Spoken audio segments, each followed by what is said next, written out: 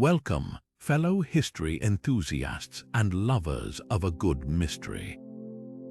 Have you ever stood before a crumbling ruin or gazed across vast, untouched landscapes and felt that undeniable pull, that whisper of secrets buried beneath the dust of ages? It's a feeling that resonates deep within us, a primal curiosity about the lives lived, the civilizations built, and the stories left untold long before our time. Today, we are embarking on a thrilling journey, a grand expedition not across space but across time, delving into the heart of enigmas that continue to baffle and intrigue us. We're about to uncover 25 of the most mysterious historical locations on Earth, places that, despite our dazzling modern technology, despite our satellite imagery, our ground-penetrating radar, and our insatiable desire to know, remain largely unexplored. These aren't just dots on a map, they are echoes from a distant past, silent witnesses to epochs we can barely comprehend, challenging our understanding of what was possible and who we once were. Picture this: sunken cities swallowed by the sea millennia ago, their grand architecture now home to silent fish and coral reefs, holding within their watery depths the remnants of vibrant cultures. Imagine vast underground networks, their purpose unknown, stretching for miles beneath our feet, built by hands we can only guess at. Consider ancient sites so precisely aligned with celestial bodies, or so seemingly impossible in their construction, that they defy our current explanations of how and why they were created. These locations aren't just historical curiosities. They are tangible links to the unknown, tantalizing clues scattered across the globe that hint at lost knowledge, forgotten skills, and perhaps even different ways of seeing the world entirely. They are stark reminders that for all our advancements, there are still profound mysteries waiting to be unraveled, vast portions of human history and the planet's past that remain shrouded in shadow. Get ready to step beyond the familiar, beyond the well-trodden paths of documented history. We are about to delve into the heart of the unknown, exploring places that spark the imagination and challenge our assumptions. Each of these 25 locations is a captivating enigma, a puzzle piece in the grand mosaic of human existence, waiting for someone to finally fit it into place. They hold the potential to rewrite textbooks, to reveal astonishing truths, and to deepen our appreciation for the incredible complexity and vastness of the human journey. So settle in, prepare to be amazed, and let your curiosity be our guide as we uncover these captivating and largely unexplored historical mysteries. Our journey begins deeply submerged beneath the waves off the coast of Japan, where one of the most debated and perplexing historical locations lies shrouded in mystery, the Yonaguni Monument. Discovered in the 1980s, this massive underwater rock formation near Yonaguni Island has ignited fierce debate among archaeologists, geologists, and oceanographers. Is this colossal structure a natural wonder, shaped over countless millennia by the relentless power of ocean currents and geological forces?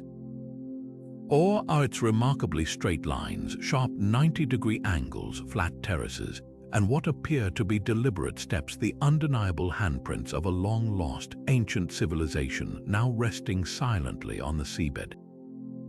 Standing over 150 feet at its deepest point and stretching across 900 feet, the sheer scale of the Yonaguni structure is breathtaking, whether it's a natural phenomenon or not. The arguments for it being a natural formation are compelling, grounded in geological principles. Proponents of this view point to the sedimentary rock it's composed of, which is prone to fracturing along natural fault lines. These natural breaks, combined with erosion from waves and currents over vast stretches of time, could theoretically create some of the seemingly artificial features we see. They argue that while the shapes are striking, they are not necessarily proof of sapient design, and that similar formations can be found elsewhere, albeit typically on a smaller scale. However, even those who favor a natural explanation often acknowledge the incredibly coincidental nature of the formations, with their symmetry and near-perfect geometric shapes. Yet, the case for an artificial origin is equally, if not more, captivating and rests on the sheer precision and scale of the features that appear too regular to be solely the work of nature. Divers exploring the site have documented features that look remarkably like carved stones, large steps leading up a central platform, terraces that are level and flat, and even what some interpret as carvings or symbols on the rock face. There's a level of symmetry and organization to the structure that proponents of the man-made theory find difficult to reconcile with purely natural processes. They suggest it might be the remnants of a coastal city or ceremonial site dating back potentially thousands of years, constructed when sea levels were significantly lower. The Ryukyu Islands, where Yonaguni is located, have a rich, albeit less documented, ancient history, fueling speculation about unknown prehistoric cultures. What makes Yonaguni so particularly vexing is that despite numerous research dives, extensive photographic documentation, and scientific analysis, there is no definitive consensus. Geologists examine the fault lines and rock composition, while archaeologists look for signs of human modification and compare the features to known ancient structures. Yet, neither side has been able to provide irrefutable proof that satisfies the other. If it were proven to be man-made, the implications would be profound, suggesting the existence of sophisticated coastal civilizations from a much earlier period than currently accepted, forcing a significant re-evaluation of human history and the impact of rising sea levels on ancient cultures. For now, the Yonaguni Monument remains a silent, submerged enigma, a powerful reminder of how much we still have to learn about our planet's past and the civilizations that may have once flourished upon it. From the silent depths of the ocean, we now turn our attention to the equally mysterious secrets hidden beneath the earth, specifically in China, home to one of the most famous archaeological discoveries of the 20th century, the Terracotta Army. But what many people don't realize is that this incredible collection of life-sized clay soldiers, horses, and chariots is merely the guardian of an even greater enigma, the tomb of China's first emperor, Qin Shi Huang. While the vast pit containing the Terracotta Army was unearthed by farmers in 1974, the actual tomb of the emperor lies directly beneath a massive, man-made mound about 1.5 miles northeast of the army and remains sealed and for the most part completely unexplored. This towering earthwork, known as Mount Lai, is said to contain secrets and treasures that boggle the mind, a final resting place befitting an emperor who unified China and began the construction of the Great Wall. Historical accounts, particularly those from Sima Qian, the grand historian who wrote about a century after the emperor's death in 210 BC, paint a picture of astonishing scale and opulence within the tomb. According to these ancient texts, the tomb complex was a microcosm of the emperor's empire, designed to accompany him into the afterlife. The accounts describe rivers of mercury representing the Yellow and Yangtze rivers, the two major waterways of China, and celestial constellations mapped out on the ceiling. More dramatically, the histories speak of elaborate booby traps, including crossbows rigged to fire automatically at anyone who dared to enter. Imagine the level of engineering required to create such mechanisms over 2,000 years ago, designed to deter intruders for eternity. These tales, while perhaps embellished over time, underscore the immense power and resources Qin Shi Huang commanded and his determination to protect his final rest and the treasures within.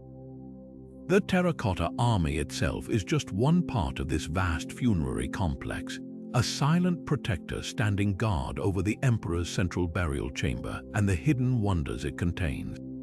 Given the historical accounts of immense wealth and unprecedented historical information potentially contained within, you might wonder why archaeologists haven't simply excavated the tomb. The reasons are complex and multifaceted, reflecting a deep respect for both the historical significance of the site and the immense challenges and potential risks involved. One of the primary concerns is preservation. Once exposed to air, ancient artifacts can rapidly deteriorate. The unique conditions within the sealed tomb have likely preserved organic materials, textiles, and potentially even written scrolls that would be instantly vulnerable upon excavation. Archaeologists are understandably hesitant to open the tomb without the technology and knowledge to ensure everything within can be properly conserved and studied. There's a fear that a premature excavation could inadvertently destroy invaluable historical evidence. Another major obstacle directly tied to the historical accounts is the presence of mercury. Scientific surveys of the tomb mound have detected unusually high concentrations of mercury in the soil, lending credence to Sima Qian's description of mercury rivers. Mercury is highly toxic, and disturbing it without proper precautions could pose a significant health risk to anyone involved in the excavation and potentially even to the surrounding environment. The logistics of safely dealing with such a large quantity of mercury within a confined, ancient space are incredibly complex and require advanced techniques that are still being developed. Furthermore, there are cultural and even spiritual considerations. For centuries, legends of curses associated with disturbing the emperor's tomb have persisted. While modern science may dismiss such tales, they are deeply ingrained in local folklore and add another layer of caution to any potential plans for excavation. There's a profound sense of respect for the emperor's final resting place and a recognition that this is not a site to be approached lightly. The potential insights locked within Qin Shi Huang's tomb are immense and tantalizing. An untouched imperial tomb from this period could contain countless artifacts, including artworks, tools, weapons, and daily objects, providing an unparalleled window into the material culture of the Qin dynasty. More importantly, it could house ancient texts, perhaps even the lost historical records and philosophical treatises that were famously burned during Qin Shi Huang's reign as part of his efforts to consolidate power and standardize thought. The discovery of such texts would be a historical revelation of epic proportions, potentially rewriting our understanding of ancient Chinese history, philosophy, and governance. Imagine finding first-hand accounts written during the unification of China, revealing the motivations and strategies of the emperor and his advisors. It could also shed light on the advanced technological capabilities of the time, perhaps revealing construction techniques or artistic methods previously unknown. For now, the tomb of Qin Shi Huang remains a silent, heavily guarded mystery, a symbol of the vast historical knowledge that still lies buried, waiting for the right time and the right methods to be revealed. From the depths beneath the waves and the secrets buried beneath the earth, we now turn our attention to another watery enigma, this time off the coast of Egypt. Here lies the sunken city of either Heracleion or Thonis, depending on which ancient Greek writer you consulted, a once thriving port swallowed by the Mediterranean Sea over 1,000 years ago. For centuries, this city was thought to exist only in the tales of ancient historians and mythographers. Writers like Herodotus, the famous Greek historian, mentioned a major Egyptian port called Thonis and its connection to Heracles, the Greek hero, suggesting a link between the Egyptian and Greek names for the same place. They painted a picture of a key trading hub situated at the mouth of the Nile River, a bustling nexus where goods and cultures flowed between Egypt and the broader Mediterranean world. Imagine ships from across the ancient world docking in its harbors, unloading their precious cargoes of spices, pottery, and metals, and taking on Egypt's grain, papyrus, and exquisite craftsmanship. It was a city of temples dedicated to both Egyptian and Greek deities, reflecting its unique position as a cultural crossroads. Then, seemingly without a trace, it vanished. The reasons for its dramatic subsidence are still debated, but likely involve a combination of factors including seismic activity, a sudden liquefaction of the clay and sand upon which the city was built, and the gradual erosion of the Nile Delta shoreline. Whatever the cause, the thriving city disappeared beneath the waves, its memory fading into legend, a ghost of a port city lost to the sea. For centuries, explorers and historians searched for its location based on the ancient texts, but it remained elusive, a historical Atlantis of the Egyptian coast. That all changed in the year 2000. Underwater archaeologist Frank Goddio and his team, while searching for Napoleonic-era warships in the Bay of Abu Qir near Alexandria, stumbled upon something far older and infinitely more significant. They discovered colossal stone statues, intricately carved artifacts, and the remains of massive temples lying on the seabed. It was undeniable they had found the legendary sunken city. What they found was a city remarkably preserved by the protective layers of sand and silt, essentially creating a time capsule on the seafloor. The discoveries have been nothing short of spectacular and continue to reshape our understanding of ancient Egypt during the late period and the Ptolemaic era. Divers have unearthed well-preserved colossal statues, some over 16 feet tall, depicting pharaohs, queens, and gods, still standing upright on the seabed as if guarding the ruins. They've found the remains of the major temple of Amun-Jereb, considered one of the most important sanctuaries of the time, along with smaller temples and shrines. Thousands of artifacts have been recovered, offering an unprecedented glimpse into the daily life, religious practices, and extensive trade network of Heracleion. These include gold coins from Greek city-states, bronze weights, Egyptian and Greek pottery, jewelry, and even intact shipwrecks still loaded with cargo. The sheer volume and diversity of the finds underscore the city's importance as a global trading hub. The discovery of stelae inscribed with decrees from the pharaohs, some still standing where they fell, provide invaluable historical documentation, confirming the city's identity and its administrative role within the Egyptian kingdom. Despite the incredible discoveries made over the past 2 decades, much of Heracleion or Thonis remains unexplored, still buried beneath layers of sediment on the seabed. The known area of the city is vast, and archaeological surveys indicate that only a fraction of it has been excavated. Think about the miles of submerged streets, the countless houses, workshops, and public buildings that are still hidden from view. These unexplored areas hold the potential for even more astonishing finds, perhaps libraries containing ancient scrolls, private homes filled with the belongings of ordinary citizens, or even the remains of the city's vast harbor infrastructure that facilitated its extensive trade. Each unexplored corner of this submerged city is a potential treasure trove of historical information, offering clues about how people lived, what they believed, and how ancient economies functioned on a scale we are only just beginning to appreciate. The ongoing exploration of Heracleion is a slow, painstaking process, requiring specialized underwater archaeological techniques and careful preservation efforts. But with each new artifact recovered, with each new structure mapped, we gain a clearer picture of this lost world. This sunken city serves as a powerful reminder that history is not just found in dusty books and land-based ruins. Sometimes the most profound secrets are held within the silent embrace of the sea, waiting patiently to be rediscovered. Leaving the watery embrace of Heracleion, our journey through historical mysteries brings us inland to South Asia and one of the most remarkable urban centers of the ancient world, Mohenjo-Daro in modern-day Pakistan.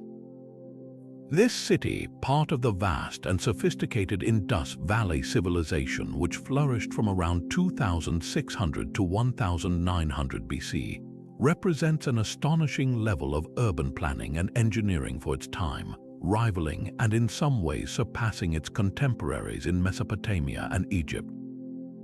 Discovered in the 1920s, Mohenjo-Daro immediately captivated archaeologists with its grid layout, standardized brick sizes, and incredibly advanced drainage system, featuring covered sewers and even manholes, a feat of civil engineering not seen again for many centuries.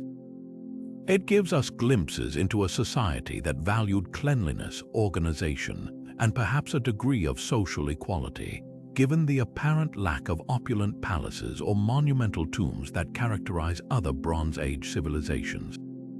The city had segregated residential and public areas, covered markets, and even a complex system for managing water, including public wells and what seems to be residential bathrooms connected to the city-wide drainage. Among its many intriguing features, the most famous and perhaps the most enigmatic is the structure known as the Great Bath. Located in the Citadel area, the higher, more monumental part of the city, the Great Bath is a large, rectangular tank measuring about 39 feet long, 23 feet wide, and 8 feet deep, lined with carefully fitted bricks and coated with a layer of natural tar to prevent water leakage. Steps lead down into the tank from two sides, and a smaller room nearby contained a well that likely supplied the water. A corbelled arch drain at one corner allowed the tank to be emptied. The sheer effort required to construct such a watertight structure and maintain it suggests it held significant importance within the city, yet its precise function remains a subject of intense debate. Was the Great Bath used for ritual purification, a sort of public bathing area for religious ceremonies? The presence of smaller rooms around the tank that might have served as changing areas lends some support to this idea, suggesting its use was perhaps ceremonial rather than purely recreational. Or was it simply a sophisticated public swimming pool, a testament to the city's advanced amenities and the comfort of its inhabitants? The lack of definitive textual evidence or clear depictions within the site leaves us to speculate based on its architecture and context within the city. The construction techniques alone, demonstrating a mastery of bricklaying and waterproofing, are remarkable and raise questions about the technological knowledge of the Indus people. Beyond the Great Bath and the Citadel, much of Mohenjo-Daro's lower city, where the majority of the population lived, remains unexplored. Estimates suggest that perhaps less than a third of the entire city has been excavated. The unexplored areas hold the potential to reveal even more about the daily lives of the Indus people, their homes, their workshops, their social structures, and their beliefs. Imagine unearthing entire neighborhoods, gaining a fuller picture of urban density, economic activities, and community organization in a way that current excavations can only hint at. The scale of the lower city is vast, spreading out from the Citadel Mound, and its systematic exploration would be a monumental undertaking, but one that promises incredible rewards in terms of historical knowledge. Another profound mystery surrounding Mohenjo-Daro and the entire Indus Valley civilization is its script. Thousands of short inscriptions have been found on seals, pottery, and small tablets. These symbols are tantalizingly close to providing us with direct insights into the thoughts and language of this ancient people, but frustratingly, the script remains completely undeciphered. The texts are generally very short, typically only a few symbols long, and there is no known bilingual inscription like the Rosetta Stone for Egyptian hieroglyphs that could provide a key to translation. Without being able to read their writing, we are left to interpret their civilization based purely on the material remains, which leaves huge gaps in our understanding. What were their names? What were their beliefs? How was their society structured and governed? The undeciphered script is a silent language holding the potential to unlock these secrets, making the potential discovery of longer texts or a bilingual inscription one of the most sought-after finds in archaeology. Adding to the enigma is the mysterious decline of the Indus Valley civilization, including Mohenjo-Daro, which occurred relatively rapidly around 1900 BC. There is no evidence of widespread warfare or conquest at Mohenjo-Daro. The city doesn't appear to have been violently overthrown. Instead, evidence suggests a gradual decline with signs of decreasing maintenance, poorer construction, and eventually abandonment. Numerous theories have been proposed. Environmental changes such as shifts in monsoon patterns leading to devastating floods or prolonged droughts, changes in the course of the Indus River, which was essential for the city's sustenance, or perhaps internal social or economic factors. Recent research has particularly focused on the role of climate change and the drying up of rivers that were crucial to the civilization's agricultural base. However, the exact cause of the decline remains an open question, a historical puzzle with no single, universally accepted answer. Further excavation, particularly in the unexplored areas of Mohenjo-Daro and other Indus sites, combined with advanced environmental analysis, may provide more definitive clues about the complex interplay of factors that led to the end of this remarkable civilization. The secrets held within the unexcavated portions of Mohenjo-Daro are whispers from a sophisticated past, waiting to tell us more about a people who built one of the world's first great cities but whose story is still largely incomplete. From ancient cities buried under layers of earth and time, our journey takes yet another turn towards the sea, though this time in the vibrant turquoise waters of the Bahamas, where another underwater enigma captivates and challenges us, the Bimini Road. This intriguing formation, lying in shallow water off the coast of North Bimini Island, consists of a series of roughly rectangular and polygonal limestone blocks, stretching for about half a mile in a seemingly linear fashion. Discovered by divers in 1968, its appearance, with its relatively flat surface and aligned stones, immediately sparked a wave of excitement and speculation, particularly among those interested in ancient mysteries and the enduring legend of Atlantis. Could these submerged stones be the remnants of a road, a wall, or some other structure built by an advanced civilization that vanished beneath the waves? The idea took hold, fueled by the vivid accounts of the psychic Edgar Cayce, who in the 1930s had predicted the discovery of evidence of Atlantis off the coast of Bimini in 1968. While the timing was remarkably coincidental, the scientific community has largely approached the Bimini Road with a more skeptical eye, seeking concrete evidence and geological explanations. For many geologists, the Bimini Road is a classic example of a naturally occurring phenomenon known as beach rock. Beach rock is a type of sedimentary rock that forms in the intertidal zone when sand, shells, and pebbles are cemented together by calcium carbonate. Over time, as sea levels change and erosion occurs, these formations can break apart into blocks that might appear to be artificially cut or placed. Proponents of the beach rock theory point to similar formations found in other coastal areas around the world and argue that the alignment of the blocks at Bimini, while striking, is a result of natural processes like wave action, currents, and the way the rock naturally fractures along joints and bedding planes. They suggest that the seemingly organized structure is an illusion created by natural forces acting over long periods.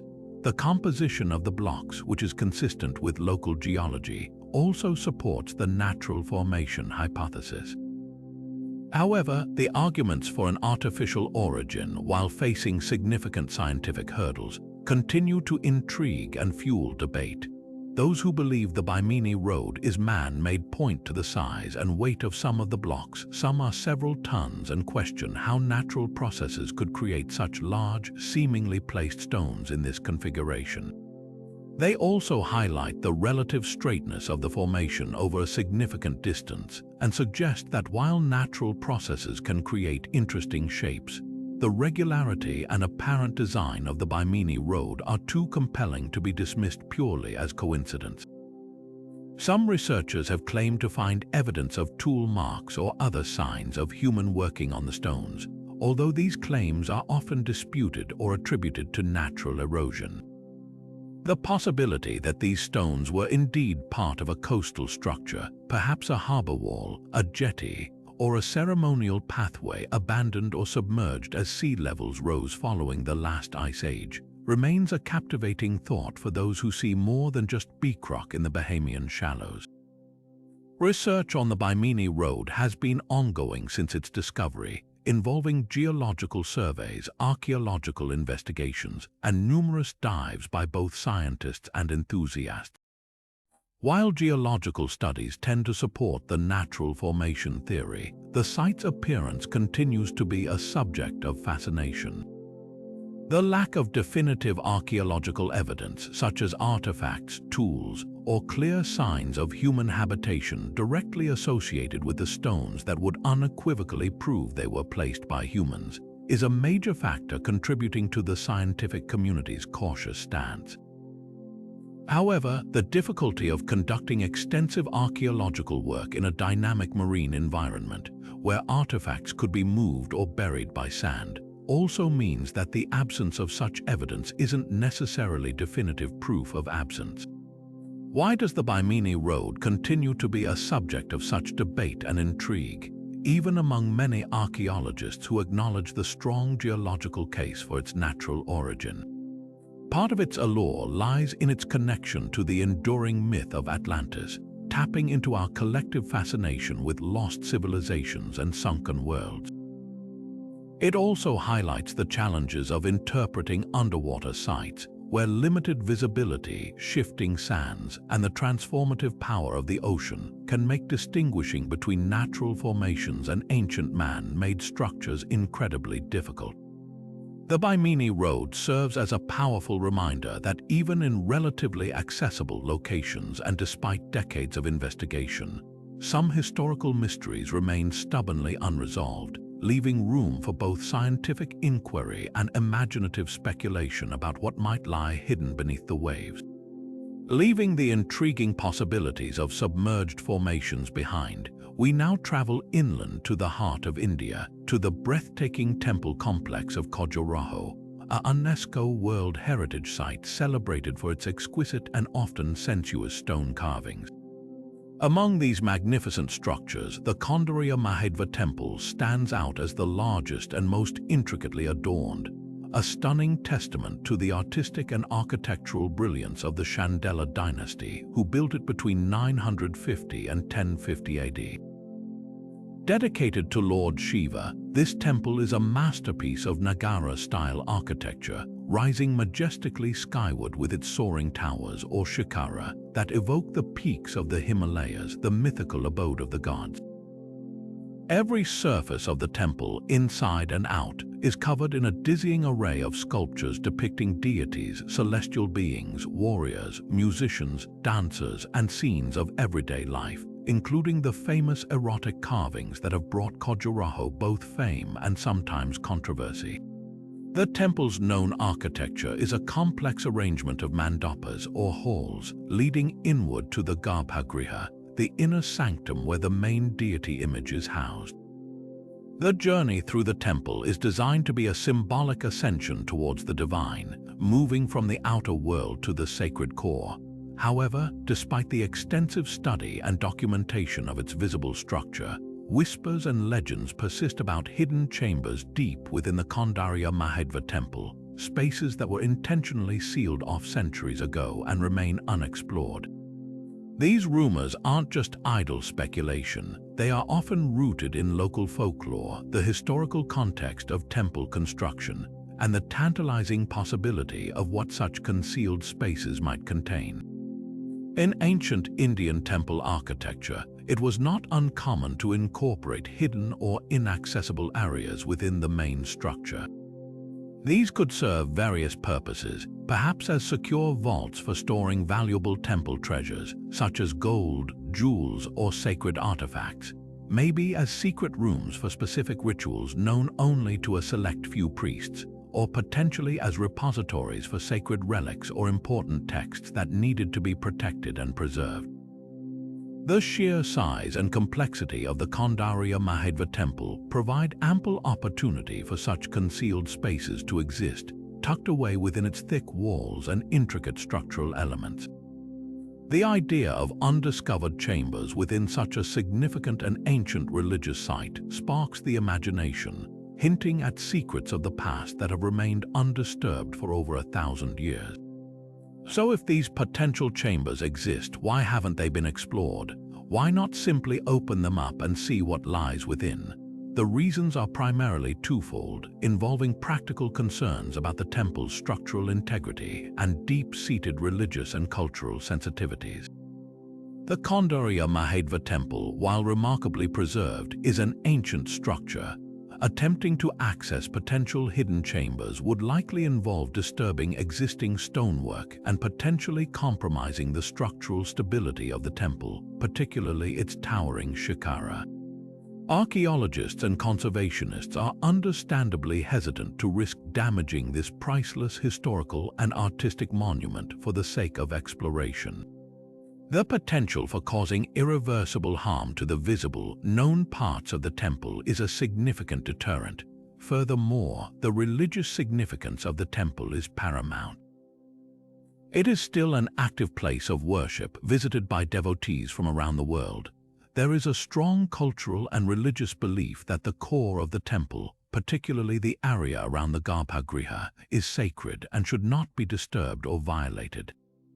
Unsealing hidden chambers, especially those potentially used for sacred rituals or storing relics, could be seen as sacrilegious or disrespectful to the deity and the centuries of devotion associated with the temple. Therefore, despite the tantalizing possibility of what lies within perhaps ancient artifacts that could shed new light on Chandela art and culture, religious relics of immense significance, or even ancient manuscripts that could rewrite our understanding of the period, these potential hidden chambers remain sealed and unexplored. They represent a fascinating intersection of architectural mystery, historical speculation, and cultural preservation, a reminder that some of the most intriguing secrets of the past may remain deliberately hidden or simply too risky to uncover.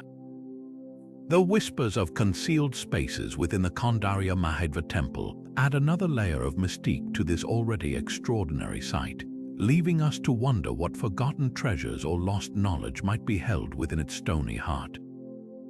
From the intricately carved stone of an Indian temple, our exploration of historical mysteries takes us westward to Lebanon, to the vast and awe-inspiring Roman temple complex at Baalbek. This is a site that truly pushes the boundaries of what we believe was possible with ancient technology, particularly when we examine its foundations. While the Romans certainly built some of the most magnificent structures of the ancient world here, including temples dedicated to Jupiter, Bacchus, and Venus, they built on top of an even older, more enigmatic platform. This foundation contains stones of such immense size that their origin and how they were moved and placed remains one of archaeology's greatest puzzles. The sheer scale is difficult to grasp without seeing it in person, but imagine stones so large they weigh hundreds of tons each. The most famous of these colossal stones are known collectively as the trilithon, three perfectly fitted blocks forming part of the retaining wall of the elevated platform on which the Roman Temple of Jupiter was built. Each of these blocks is estimated to weigh between 750 and 1,000 tons. To put that into perspective, that's heavier than a fully loaded jumbo jet. Moving just one of these stones with modern equipment would be a significant engineering challenge, requiring specialized cranes and massive logistical support. Yet somehow, a civilization predating the Romans managed to quarry, transport them, and then lift and place them with astonishing precision into a wall. And the trilithon isn't even the largest stone at Baalbek. In a nearby quarry lies the Stone of the South, also known as the Hajar al-Hibla, or the Stone of the Pregnant Woman, a single quarried block that was never moved, weighing an estimated 1,200 to 1,500 tons. This unfinished stone provides some clues about how they were carved from the bedrock, but it doesn't explain how they planned to move something of that magnitude, let alone the ones already in the wall. The presence of these massive foundation stones, clearly distinguishable from the later Roman construction, strongly suggests that the platform was built by a culture that occupied Baalbek long before the Romans arrived in the 1st century BC. Who were these people? What was the original purpose of this colossal platform? And most importantly, how did they possess the knowledge, technology, and organizational capacity to manipulate stones of this size? The conventional understanding of ancient engineering struggles to provide entirely satisfactory answers. While theories exist about the use of ramps, levers, and vast numbers of laborers, the sheer weight and the precise fit of the stones in the trilithon remain a significant hurdle to these explanations. Moving 1,000-ton blocks up a ramp and then positioning them tightly alongside each other requires a level of force and control that is hard to reconcile with the known tools and techniques of the ancient world, at least as they are typically understood for civilizations predating the Roman Empire. It suggests a level of sophistication that we haven't yet fully accounted for in the archaeological record of this region from that earlier period. Because the methods used to build this pre-Roman foundation are still not understood, this part of the Baalbek complex remains effectively unexplored in terms of its construction history. We can see the stones, we can measure them, and we can admire the precision of their placement, but the how is still a profound mystery. It challenges our assumptions about the capabilities of ancient builders and opens the door to speculation about lost knowledge or techniques that have not survived in the archaeological record. Were they using methods we haven't yet identified? Did they have a different understanding of physics or mechanics, or does it simply highlight the gaps in our knowledge about the engineering prowess of certain prehistoric cultures? The Baalbek stones stand as silent, massive testaments to a forgotten skill, a puzzle etched in stone that continues to defy easy explanation and invites us to reconsider what we think we know about the ancient world. Leaving the colossal stones of Baalbek behind, our journey now takes us to the serene, yet strangely haunting landscape of central Laos, specifically to the Xingqiang province. Here, scattered across hundreds of square miles and nestled among rolling hills and rice paddies, lies one of Southeast Asia's most compelling archaeological mysteries, the Plain of Jars. As the name suggests, this area is home to thousands of ancient, large stone jars, varying in size from relatively small, perhaps 3 feet tall, to truly massive examples reaching up to 10 feet in height and weighing many tons. These jars are carved from sandstone, granite, and conglomerate rock, and they are found in clusters or sites, some containing just a few jars, while others are littered with hundreds. They sit in the landscape, silent and enigmatic, posing a question that archaeologists have been trying to answer for nearly a century: who made them and why? The sheer effort involved in quarrying, shaping, and transporting these thousands of heavy stone vessels suggests a sophisticated, organized society, likely from the Iron Age, dating back perhaps 2,500 years. Yet, beyond the jars themselves, remarkably little is known about the people who created them. There are no written records, no clear habitation sites directly associated with the major jar fields, and very little in the way of other artifacts that definitively explain their purpose. This lack of context contributes significantly to their mystery, leaving archaeologists to piece together clues from the jars themselves and the limited objects found nearby. Numerous theories have been proposed to explain the function of the Plain of Jars. One of the most widely accepted is that the jars were used in ancient burial practices. Some archaeological excavations have uncovered human remains, burial goods, and pottery fragments around and even within the jars, suggesting a connection to funerary rituals. Perhaps the jars were used as ossuaries, containing the bones of the deceased after excarnation, a practice where bodies are left to decompose before the bones are collected. Or perhaps they were used in some form of secondary burial, holding cremated remains. The varying sizes of the jars might correspond to different individuals or perhaps different stages of a burial process. This theory aligns with the discovery of associated artifacts and the layout of some of the jar sites on elevated ground, often seen as auspicious locations for burials in many cultures. Another fascinating theory suggests the jars were used for fermenting liquids, perhaps rice wine or some other beverage used in ceremonies or for communal consumption. The size and shape of some jars with their wide mouths could certainly accommodate this. Imagine large gatherings where these massive vessels were filled with fermenting drinks, playing a central role in social or religious festivities. This interpretation offers a less somber but equally intriguing glimpse into the life of the people who made them. A third possibility is that they served as containers for collecting and storing rainwater, especially in an area with distinct wet and dry seasons. Given the scale of the undertaking, a vital resource like water could certainly warrant such elaborate storage. However, the lack of lids or covers on many of the jars makes this explanation feel less convincing as the sole purpose. Despite the compelling nature of the Plain of Jars, archaeological exploration has been severely hampered by a tragic legacy of conflict. Laos is one of the most heavily bombed countries per capita in the world, a consequence of the Vietnam War era when the United States conducted a massive bombing campaign over the country. The Xiên Quang province, being strategically important, was particularly hard hit.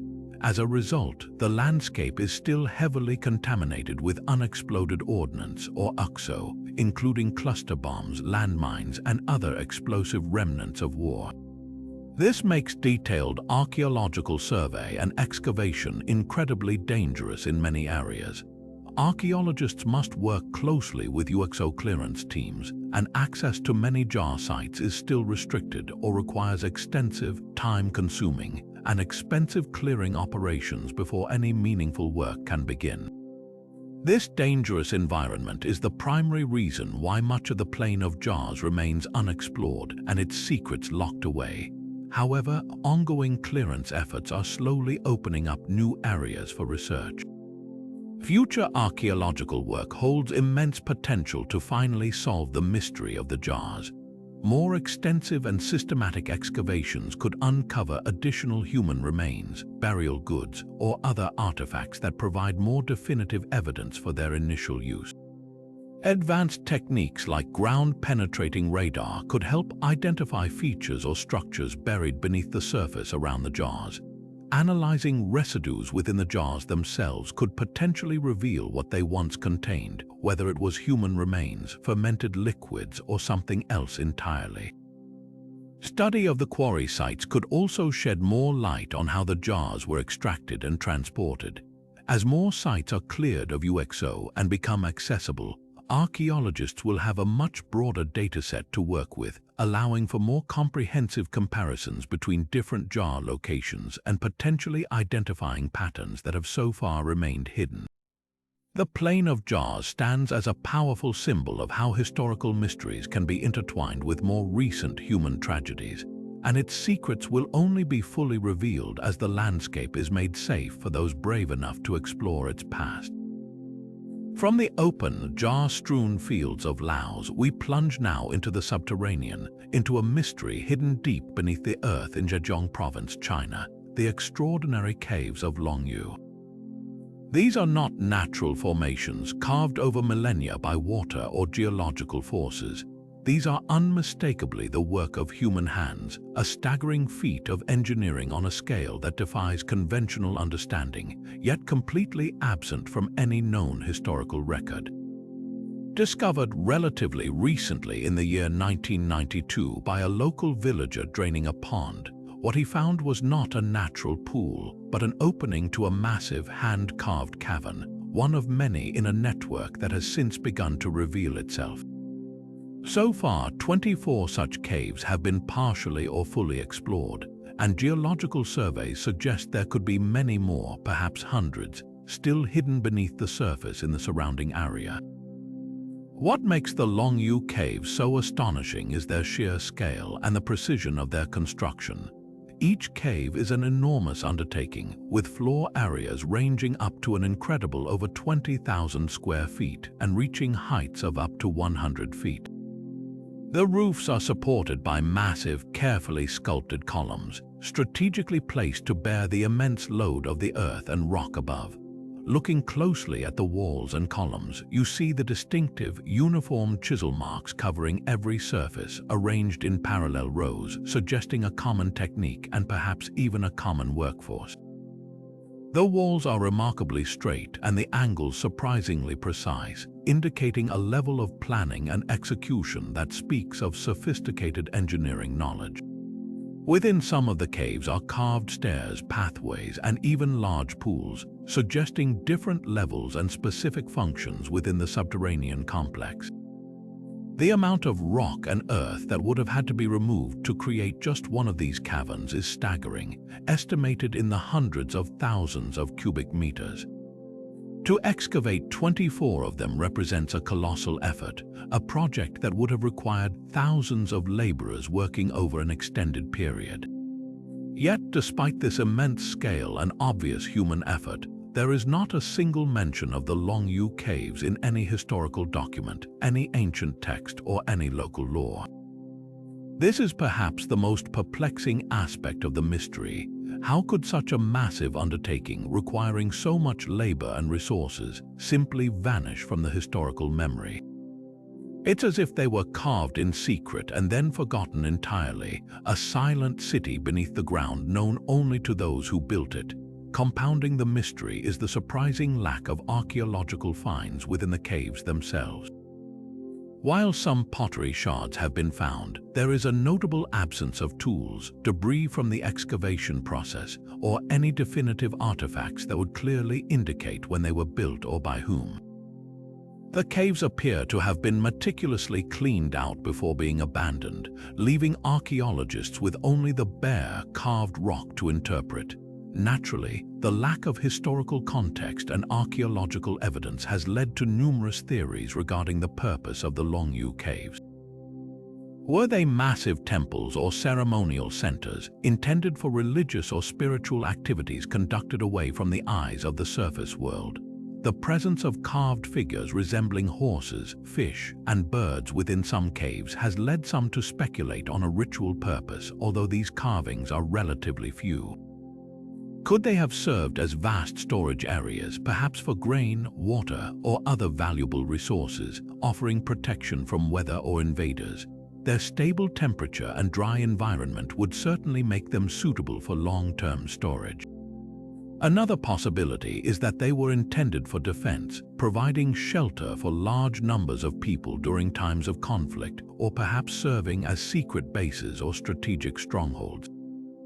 Their hidden nature and defensible entrances would lend themselves well to such a purpose, or were they simply quarries from which stone was extracted for construction elsewhere? While this explains the removal of material, it doesn't fully account for the precise shaping, the supporting columns, and the internal features like pools and stairs. Dating the caves has also proven challenging. Based on the pottery fragments found and the style of carving, some experts suggest they were excavated during the Qin dynasty, over 2,000 years ago or perhaps slightly later. However, without more definitive evidence, this remains an estimate. The sheer number of potential unexplored caves in the area adds another layer of intrigue. If 24 have been found in a relatively small area, the possibility of hundreds more lying hidden poses a tantalizing prospect. What might be found in those undiscovered chambers? Perhaps artifacts that have survived, shedding light on the builders and their purpose. Perhaps further clues about the techniques they used to achieve such incredible precision underground. The Longyu Caves are a silent, monumental question mark etched into the earth, a testament to a forgotten civilization or a secret project on an unimaginable scale, waiting for further exploration to hopefully unlock the secrets of their origins and purpose. From the hidden depths below ground, we turn our gaze towards the heavens, or at least towards how ancient peoples viewed them, by traveling to Germany and one of Europe's oldest known monumental structures, the Goseck Circle. Located near the town of Goseck in Saxony-Anhalt, this Neolithic enclosure, dating back to around 4,900 BC, was discovered in 1991 through aerial photography, its precise circular outline clearly visible from above. It's a stunning example of cooperative effort and strategic design by people living over 6,900 years ago, long before the more famous stone circles like Stonehenge. At its core, the Goseck Circle consists of a circular ditch and two concentric rings of wooden palisades, originally standing perhaps 3 to 6 feet high, with 3 distinct entrances facing approximately southeast, southwest, and north. The total diameter of the structure is about 246 feet. While the basic structure has been excavated and studied, it quickly became apparent that this was no mere village enclosure.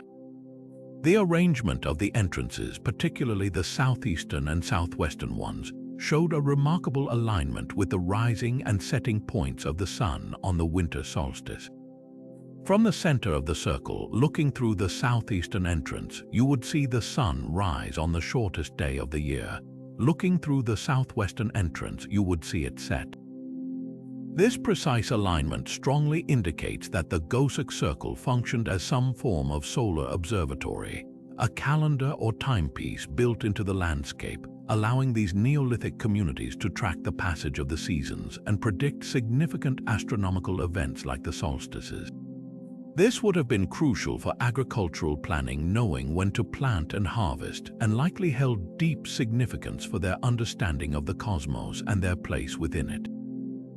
The northern entrance, while not directly aligned with solar events, may have pointed towards the rising or setting of certain stars or had significance related to other celestial phenomena. The discovery of Goseq and similar circular enclosures found elsewhere in Europe dating to the same period revolutionized our understanding of Neolithic European capabilities and knowledge. It showed that these early farming communities possessed a sophisticated understanding of astronomy, capable of creating structures that accurately tracked celestial movements over long periods. It speaks to a level of intellectual curiosity, observational skill, and communal organization that was previously underestimated for this time. They were not just surviving, they were actively engaging with their environment and the heavens in a deeply meaningful way.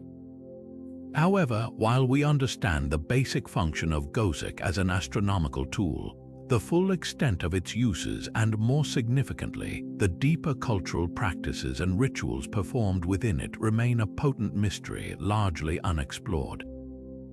The archaeological findings, including fragments of pottery and animal bones, provide some clues about activities that took place at the site, suggesting feasting or communal gatherings were part of its function.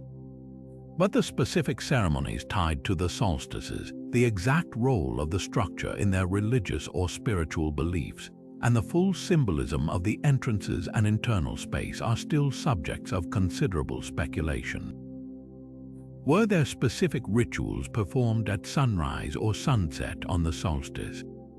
Did different entrances correspond to different aspects of their cosmology or social structure? Was the circle used solely for astronomical observation, or did it serve multiple purposes, combining calendar functions with religious ceremonies, social gatherings, or even political events? Unlocking these deeper secrets requires further exploration, not just of the visible structure, but potentially through subsurface analysis using techniques like ground-penetrating radar to look for buried pits, post holes, or other features that might not be visible on the surface. Detailed analysis of the material remains found at the site, combined with comparative studies of other contemporary European sites and a careful consideration of what little we know about Neolithic belief systems, are all crucial to building a more complete picture. The Goseq Circle is more than just an ancient observatory. It's a window into the minds of early Europeans, a tangible link to their view of the cosmos and their attempts to understand and perhaps even influence the powerful forces they saw in the sky. Its secrets lie not just in its physical dimensions, but in the lost knowledge and practices of the people who built it, waiting for us to find new ways to listen to the whispers of their ancient stones and post holes. Moving eastward across continents, our next destination defies belief when viewed from above, the enigmatic Nazca lines in Peru. These world-famous geoglyphs, etched into the desert floor over 1,500 years ago by the ancient Nazca culture, are a breathtaking spectacle of lines, geometric shapes, and enormous figures of animals, plants, and human-like beings, some stretching for hundreds of feet. Best appreciated from an aerial perspective, These designs range from simple straight lines and trapezoids to intricate depictions of hummingbirds, monkeys, spiders, and even a figure known as the astronaut. For decades, archaeologists and researchers have been studying these surface markings, meticulously mapping them and debating their purpose. Were they astronomical calendars guiding agricultural cycles or celestial observations? Were they processional paths leading to sacred sites? Were they related to water rituals in this arid environment, perhaps offerings to deities controlling rainfall? Or did they serve a purpose we haven't even conceived of? The sheer scale and precision of the lines, created by removing the reddish-brown iron oxide pebbles to expose the lighter soil underneath, speak to a complex society with the organization and vision to undertake such massive ground art. They are a powerful, enduring testament to the Nazca people's ingenuity and beliefs. However, while the visual aspect of the Nazca lines, the lines themselves, has been extensively studied from above and on the ground, a deeper, more complex layer of this historical puzzle lies beneath the surface. Recent archaeological work has begun to focus on the subsurface features directly beneath and adjacent to these geoglyphs, and what they are finding is starting to reveal a much richer, more nuanced picture of the Nazca culture and the possible meaning behind their grand design. This subsurface exploration has uncovered evidence of pits, post holes, offerings, and even underground chambers directly associated with the lines. It turns out the Nazca people weren't just etching designs onto the surface. They were interacting with the earth beneath in ways we are only beginning to understand. Imagine digging beneath a giant spider geoglyph and finding ritual offerings carefully placed in the ground, perhaps meant to appease a deity or ensure fertility. Or uncovering post holes that suggest temporary structures were erected around the lines for ceremonies or observations. These subsurface finds provide tangible evidence of activities directly linked to the geoglyphs, moving our understanding beyond mere speculation about their purpose towards concrete practices. The new findings from subsurface archaeology are reshaping the theories about the Nazca line's function. For example, the discovery of offerings, including pottery fragments and sometimes even human or animal remains, in pits near the lines strongly supports the idea that these were not just visual art but served a significant ritualistic purpose. The lines may have been paths for processions, and the areas beneath them sites for ceremonies and offerings. Evidence of feasting has also been found, suggesting communal gatherings took place at these locations, perhaps tied to agricultural cycles or astronomical events. The sheer variety of offerings and the different types of subsurface features found beneath different geoglyphs hint that the lines may have served multiple purposes, some perhaps related to fertility and agriculture, others to ancestor veneration, and still others to astronomical observations. The complexity found underground mirrors the complexity seen from the air. Much of this subsurface landscape around and beneath the Nazca lines remains unexplored. The vast area covered by the geoglyphs, coupled with the challenges of archaeological work in this arid environment, means that only a fraction of the potential subsurface sites has been investigated. Future exploration using non-intrusive techniques like ground-penetrating radar, followed by careful, targeted excavation, holds the potential to uncover many more secrets.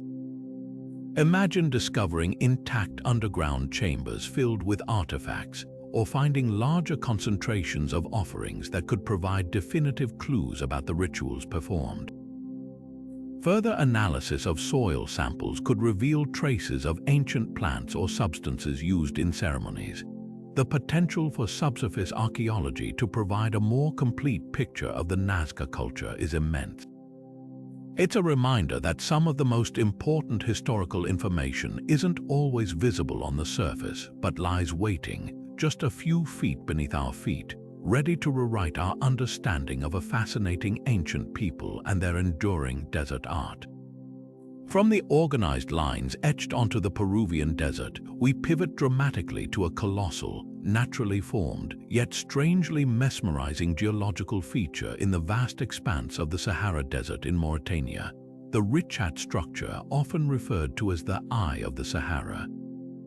Visible from space, this enormous circular formation, measuring approximately 25 miles in diameter, presents a series of concentric rings surrounded by a roughly circular outline. Its striking appearance against the largely featureless desert landscape has captured the imagination of astronauts and scientists alike for decades. While the prevailing scientific consensus identifies the Richat structure as a geological phenomenon, its sheer size, unusual symmetry, and isolated location have inevitably sparked more speculative theories, ranging from the remnants of an ancient impact crater to, more fancifully, the location of the lost city of Atlantis or even an extraterrestrial landing site. The widely accepted geological explanation is that the Richat structure is a deeply eroded dome. In this scenario, a geological uplift pushed rock layers upward, creating a dome shape. Over millions of years, erosion, primarily by wind and water, has stripped away the upper layers, exposing the underlying rock structures in a series of concentric rings, much like peeling the layers of an onion. The different resistances of these rock layers to erosion account for the varying heights and definitions of the rings. There is no evidence of volcanic activity or impact melt, which would typically be associated with volcanic craters or meteorite strike sites, supporting the interpretation as an eroded dome rather than either of those.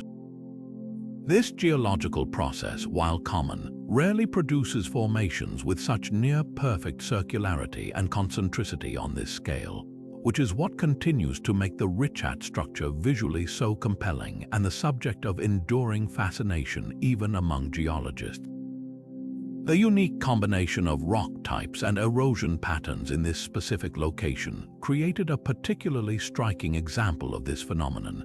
However, it is precisely this remarkable symmetry and the scale of the Richat structure that have fueled alternative, non-geological theories. The near-perfect circular shape, especially from an aerial perspective, seems almost too precise to some to be solely the result of random erosion. Proponents of alternative ideas have pointed to its resemblance to descriptions of the fabled city of Atlantis by the Greek philosopher Plato, who described it as having concentric rings of land and water, although the geographical location is entirely different. More dramatically, the vast, flat expanse at the center and the striking visual signature have led some to speculate about its potential use as a landmark or even a landing site in ancient times or by non-human visitors. While purely speculative and lacking concrete evidence, these ideas highlight how natural wonders, when they exhibit unusual characteristics, can spark imaginative leaps beyond conventional scientific explanations. The Richat structure's unique appearance from orbit undoubtedly contributes to this sense of its being somehow special or artificial, even if the underlying geology tells a different story. Despite the extensive study of the Richat structure from above, using satellite imagery and aerial photography, ground-level archaeological exploration within and immediately around the formation has been surprisingly limited, particularly in a systematic and large-scale manner. While some surface surveys have been conducted, the vastness and remoteness of the area, coupled with the logistical challenges of working in the deep desert, have meant that much of the ground within the 25-mile diameter remains largely unexplored from an archaeological perspective. Could this lack of detailed ground-level investigation be overlooking crucial evidence? Even if the Richat structure is undoubtedly a natural geological formation, it existed in the landscape for millions of years, including periods when humans inhabited the Sahara. The Sahara Desert has seen significant climatic shifts over millennia, changing from a wetter, savanna-like environment capable of supporting human and animal life to the arid desert it is today. It is entirely possible that ancient populations, perhaps from periods when the Sahara was much greener, interacted with this prominent landmark, Detailed ground-level archaeological surveys and targeted excavations within the Richat structure could potentially reveal evidence of prehistoric human activity that is currently unknown. This could include Stone Age tools, rock art on any exposed rock faces, burial sites, or even the remnants of temporary camps or settlements. Such finds, even if not directly related to the formation's creation, could provide invaluable insights into the lives of the ancient peoples who inhabited the Sahara and how they perceived or utilized this extraordinary natural feature. Did they consider it sacred? Did they use it as a navigational aid? Were there resources within the structure, like specific types of stone or water sources during wetter periods, that attracted human presence? Furthermore, more intensive geological and paleo-environmental studies at ground level could uncover more nuanced details about the Richat structure's formation history and the environmental conditions that prevailed in the area at different points in the past. While the Eye of the Sahara may be a purely geological marvel, the potential for uncovering human history intertwined with this natural wonder means that its ground-level secrets remain largely unexplored, waiting to tell us more about both the Earth's processes and the ancient human story in this remote part of the world. From the vast, ancient Eye in the desert, our journey leads us back to the ocean, but this time into the deep waters of the Atlantic, specifically off the coast of the Azores archipelago, an autonomous region of Portugal located in the North Atlantic.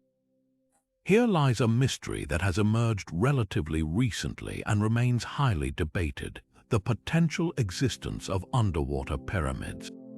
In the year 2012, a fisherman named Diocletiano Silva, using bathymetric equipment, essentially a type of sonar used for mapping the seabed, reported discovering a large, pyramid-like structure rising from the ocean floor between the islands of Terceira and São Miguel. His sonar readings indicated a structure standing about 60 feet tall with a base measuring roughly 260 feet on each side, oriented with its corners aligned with the cardinal directions, north, south, east, and west. The depth at which it was found, approximately 250 feet below the surface, placed it in waters that would have been above sea level during the last ice age, some 10 to 20,000 years ago, when sea levels were significantly lower. The report of this discovery quickly garnered international attention, particularly among those interested in marine archaeology, lost civilizations, and the possibility of prehistoric human activity in the Atlantic during periods of lower sea level. The idea of a submerged pyramid, a structure so often associated with ancient, complex societies, resting on the seabed of the Azores, was inherently captivating. Could this be evidence of a forgotten culture that existed in the North Atlantic thousands of years ago, building monumental structures before rising waters submerged their world? The depth of the reported structure is particularly significant in this context. During the last glacial maximum, global sea levels were roughly 400 feet lower than they are today. This means that land that is now submerged to depths of a few hundred feet would have been dry land, potentially habitable by prehistoric populations. The Azores themselves are volcanic islands, and while their precise landmass during the Ice Age is debated, the possibility of larger, connected land areas or smaller islands that are now submerged has been discussed. A structure found at 250 feet could indeed have been built on land that was exposed at that time. However, despite the initial excitement, mainstream archaeology and geology have approached the claims of an underwater pyramid in the Azores with considerable skepticism due to a lack of definitive, verifiable evidence. The initial report was based solely on sonar readings, which can be subject to interpretation and can sometimes produce misleading images. Sonar can detect shapes on the seabed, but it doesn't provide detailed visual information or proof of artificial construction. Geological formations on the seabed, such as seamounts, underwater cliffs, or even natural rock outcrops, can sometimes create shapes that appear geometric or structured in sonar data, especially when the seafloor is irregular. Without physical evidence such as clear underwater photographs showing cut stones, tool marks, or a structure composed of undeniably placed blocks, scientists remain cautious. The burden of proof lies with those claiming the existence of a man-made structure. As of now, there have been no independent confirmations of the reported pyramid through high-resolution visual surveys or dives by scientific teams. The lack of detailed follow-up investigations and the difficulty of conducting extensive underwater research in this part of the Atlantic contribute to the ongoing uncertainty. While the initial sonar data was intriguing without more robust evidence, it is challenging for the scientific community to accept it as proof of a submerged pyramid.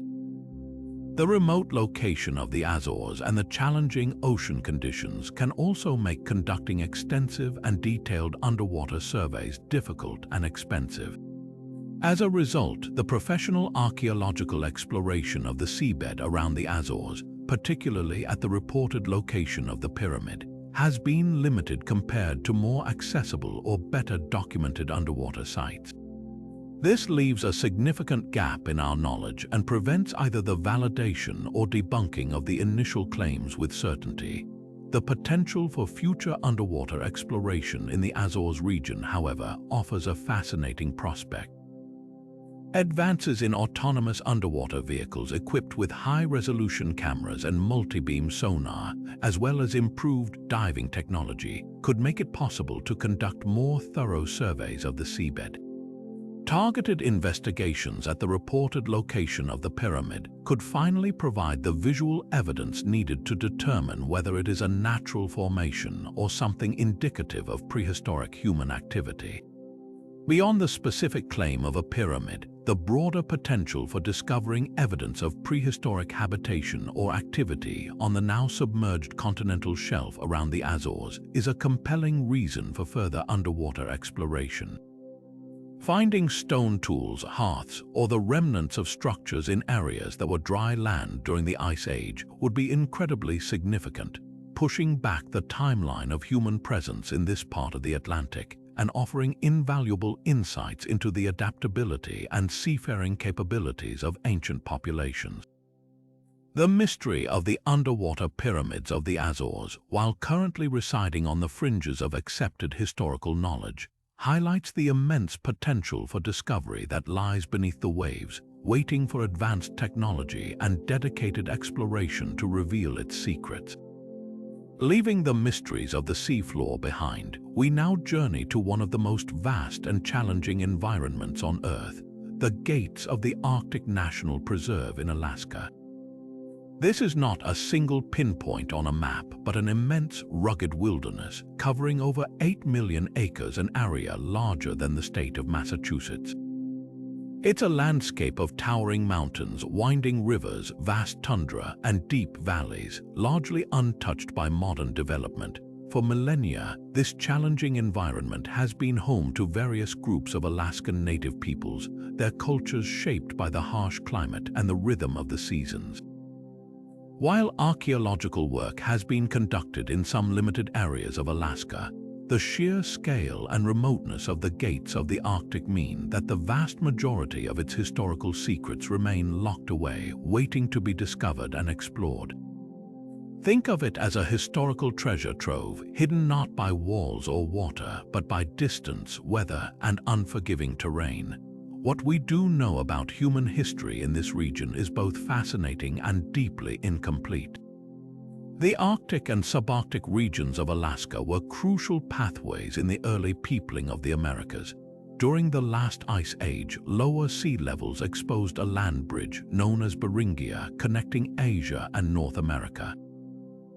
This bridge and the subsequent coastal and interior routes through Alaska are believed to be the paths taken by the earliest humans to arrive in the Americas, potentially as far back as 20,000 years ago or even earlier, though the exact timing and routes are still debated. Archaeological evidence from sites outside the gates of the Arctic, such as the Upward Sun River site in central Alaska, has provided astonishing insights into these early populations, including ancient burial sites and tools that shed light on their lifeways as hunter-gatherers adapted to the challenging conditions. The gates of the Arctic, situated squarely on these potential migration routes, almost certainly holds within its boundaries evidence of these early inhabitants and the subsequent cultures that developed in the region. We know that various groups, including the ancestors of today's Inupiaq and Athabascan peoples, have lived in or traveled through this area for thousands of years, leaving behind traces of their presence. The primary reason so much of the gates of the Arctic remains archaeologically unexplored comes down to logistics and environment. This preserve is incredibly remote, with no roads leading into it. Access is primarily by small aircraft, flying into remote airstrips or landing on lakes and rivers, or by hiking long distances through trackless wilderness.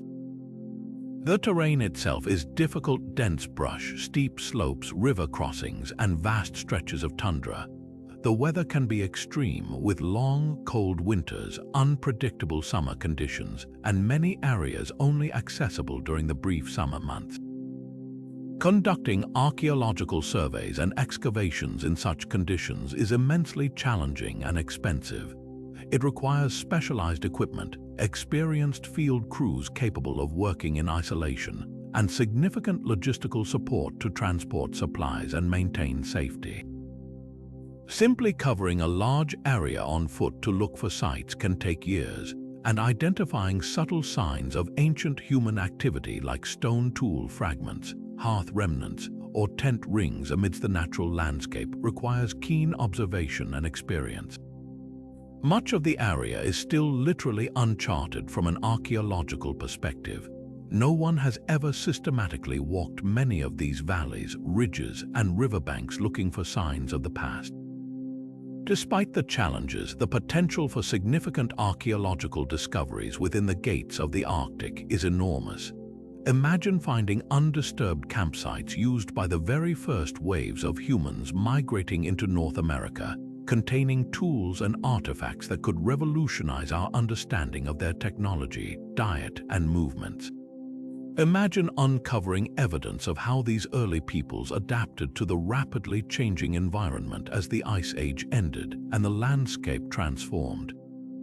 The preserve could hold burial sites that provide crucial information about their health, genetic history, and cultural practices.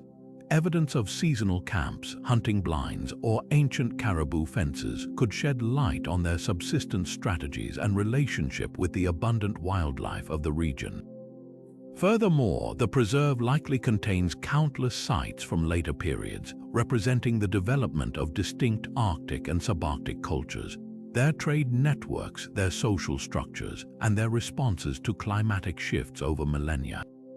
Each unstudied valley, each remote lake shore, each high mountain pass in the gates of the Arctic holds the potential to reveal a piece of this vast, largely untold story of human resilience and adaptation in the far north. The unexplored nature of this immense wilderness is not just a geographical fact. It represents a massive blank space on the map of human history in North America, waiting patiently for dedicated explorers to brave the elements and uncover its ancient secrets.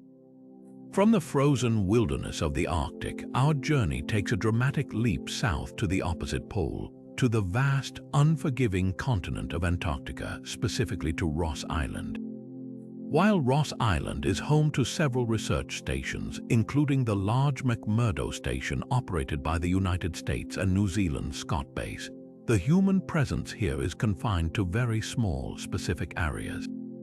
Beneath the surface of this volcanic island, hidden within the ice and rock shaped by Mount Erebus, the world's southernmost active volcano, lies a network of astonishing ice caves. These are not just simple crevices, they are vast, intricate subterranean spaces formed by the interaction of volcanic heat from Mount Erebus with the overlying ice and snow.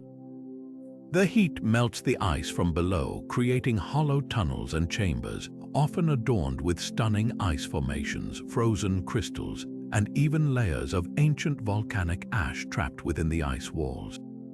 While some of the more accessible caves near the research stations have been explored to a limited extent, the vast majority of this subterranean world remains completely unknown and unexplored, a true frontier of discovery in the most extreme environment on Earth.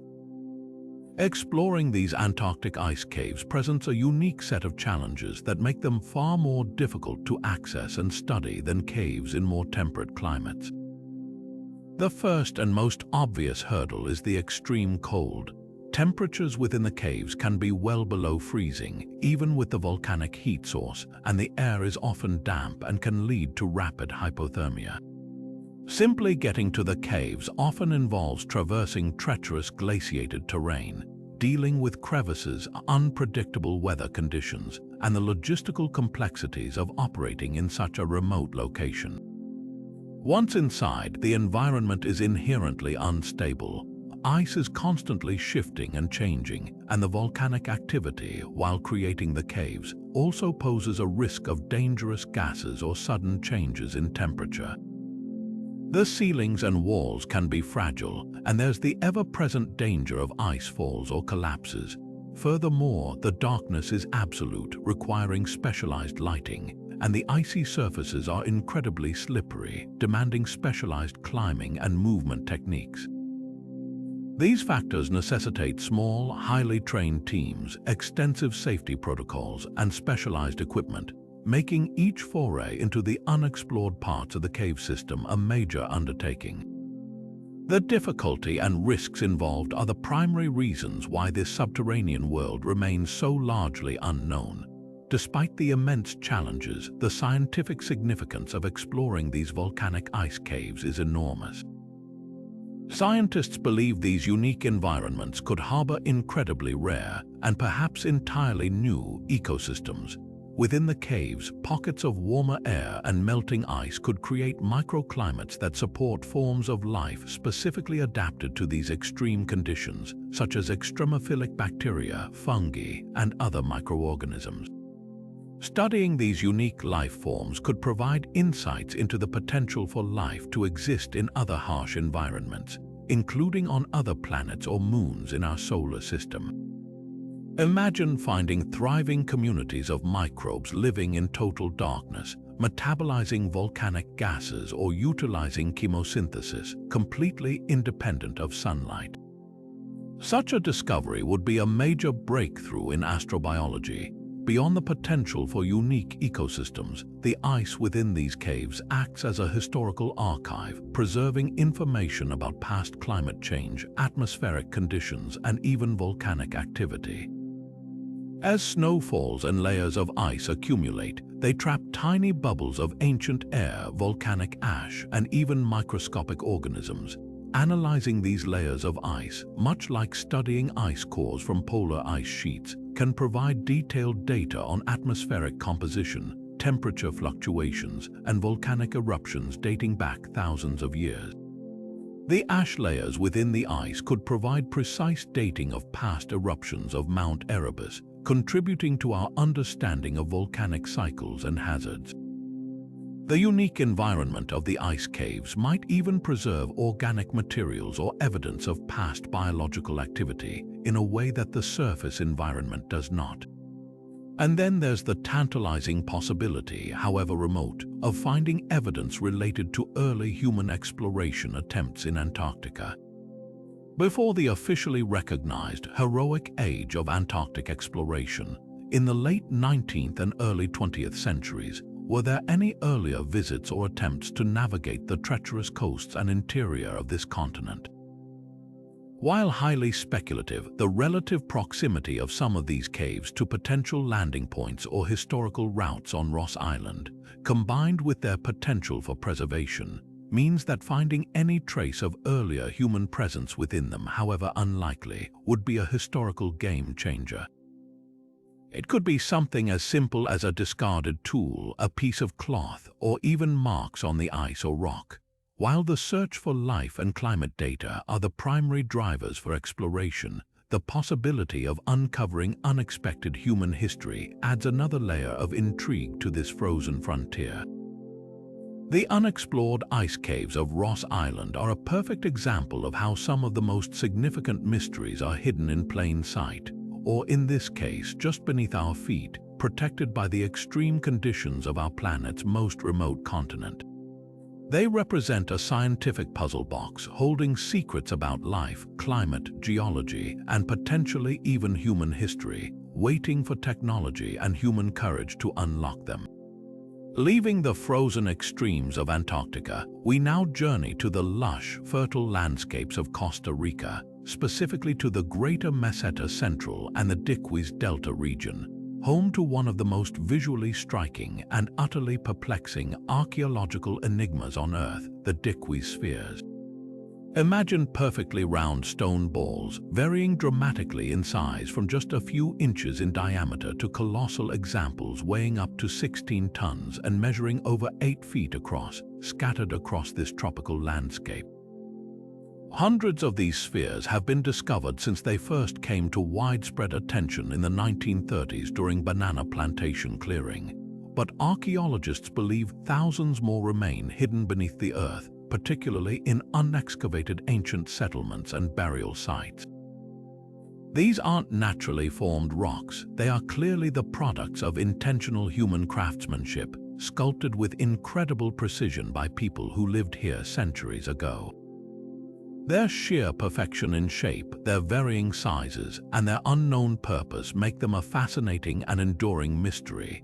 The people who created these spheres were part of the Diquís culture, which flourished in this region of Costa Rica from around 700 AD until the arrival of the Spanish conquistadors in the 16th century.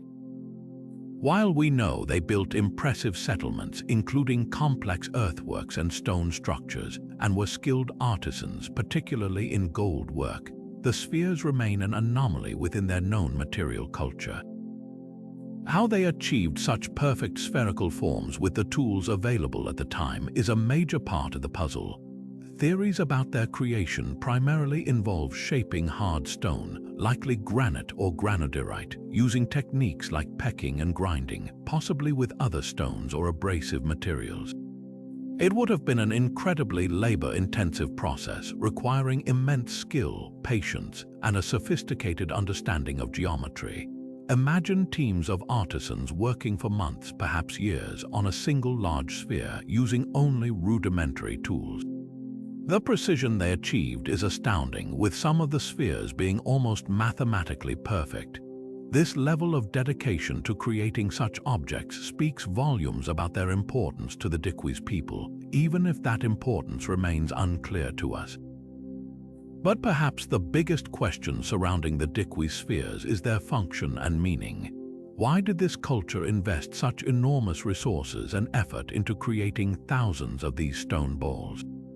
Numerous theories have been proposed, ranging from the practical to the symbolic, but none have been definitively proven, and the true answer may involve a combination of purposes. Were they astronomical markers, aligned in specific ways to track celestial events or delineate constellations?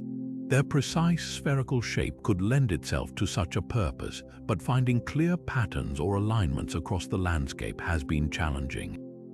Could they have served as territorial markers, defining boundaries between communities or indicating important sites? Their placement in prominent locations or near settlements might support this, but again, a consistent pattern is hard to discern. Were they status symbols, indicating the wealth or power of individuals or families who commissioned them? The size and perfection of a sphere would certainly require significant resources to produce, making them potential markers of social hierarchy. Some theories suggest a connection to religious or spiritual beliefs. Perhaps they represented deities, celestial bodies, or concepts important to the Diquís cosmology. The discovery of spheres in burial sites suggests they had a role in funerary practices, perhaps accompanying important individuals into the afterlife or marking their graves. The potential for uncovering thousands more spheres and, more importantly, understanding their cultural context lies in the many unexcavated archaeological sites throughout the greater Meseta Central. While significant work has been done at some locations, large areas of known Diquís settlements and burial grounds have yet to be systematically explored. These unexplored areas hold the key to understanding the spheres within their original cultural setting.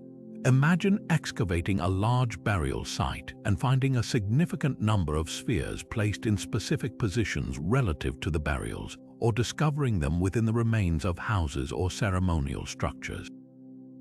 Such finds would provide invaluable contextual information, potentially revealing patterns of use, associated artifacts, and perhaps even inscriptions or other clues that could shed light on their meaning. Furthermore, exploring these sites could uncover more about the Diquís people themselves, their social organization, their beliefs, their trade networks, and their daily lives, providing a richer backdrop against which to view the enigma of the spheres. The challenges to exploring these remaining sites include the dense tropical vegetation that can hide archaeological features, the limited resources available for archaeological work in the region, and the need to work closely with local communities and ensure the protection and preservation of any newly discovered artifacts.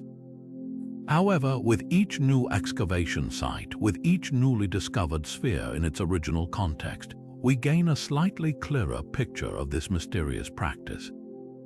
The Diquís Spheres are more than just curious objects. They are tangible links to a sophisticated ancient culture whose motivations remain elusive. They stand as silent, perfectly round questions scattered across the Costa Rican landscape, waiting for further archaeological work to hopefully reveal the secrets of their creation and their central role in the world of the Diquís people. From the perfectly sculpted spheres of Costa Rica, we shift gears dramatically to a monumental earthwork in North America, specifically in Ohio, USA, the Great Serpent Mound. This isn't a stone structure, but a massive effigy mound built from earth and stone by ancient hands, stretching over 1,300 feet long and depicting a giant serpent, its body winding, its tail coiled, and its head seemingly poised to swallow an oval object. Discovered by early American explorers and later surveyed and preserved, the Serpent Mound is one of the most famous and visually striking prehistoric earthworks in North America. It's a place that immediately sparks curiosity: who built this enormous serpent in the landscape, and why? While the mound itself is visible and protected, much of the archaeological potential around and, crucially, beneath the mound remains largely unexplored, holding clues that could unlock the secrets of its creators and purpose. The question of who built the Serpent Mound and when has been a subject of debate among archaeologists for over a century. Initially, it was attributed to the Adena culture, who inhabited the Ohio Valley between 800 BC and 100 AD, known for their conical burial mounds. However, later radiocarbon dating of charcoal found within the mound suggested a construction date of around 1070 AD, aligning it with the Fort Ancient culture, a later group in the region known for their village sites but not typically for large effigy mounds elsewhere. This chronological puzzle adds another layer of mystery to the Serpent Mound. If it was built by the Fort Ancient people, why is this the only known large effigy mound of this type created by them?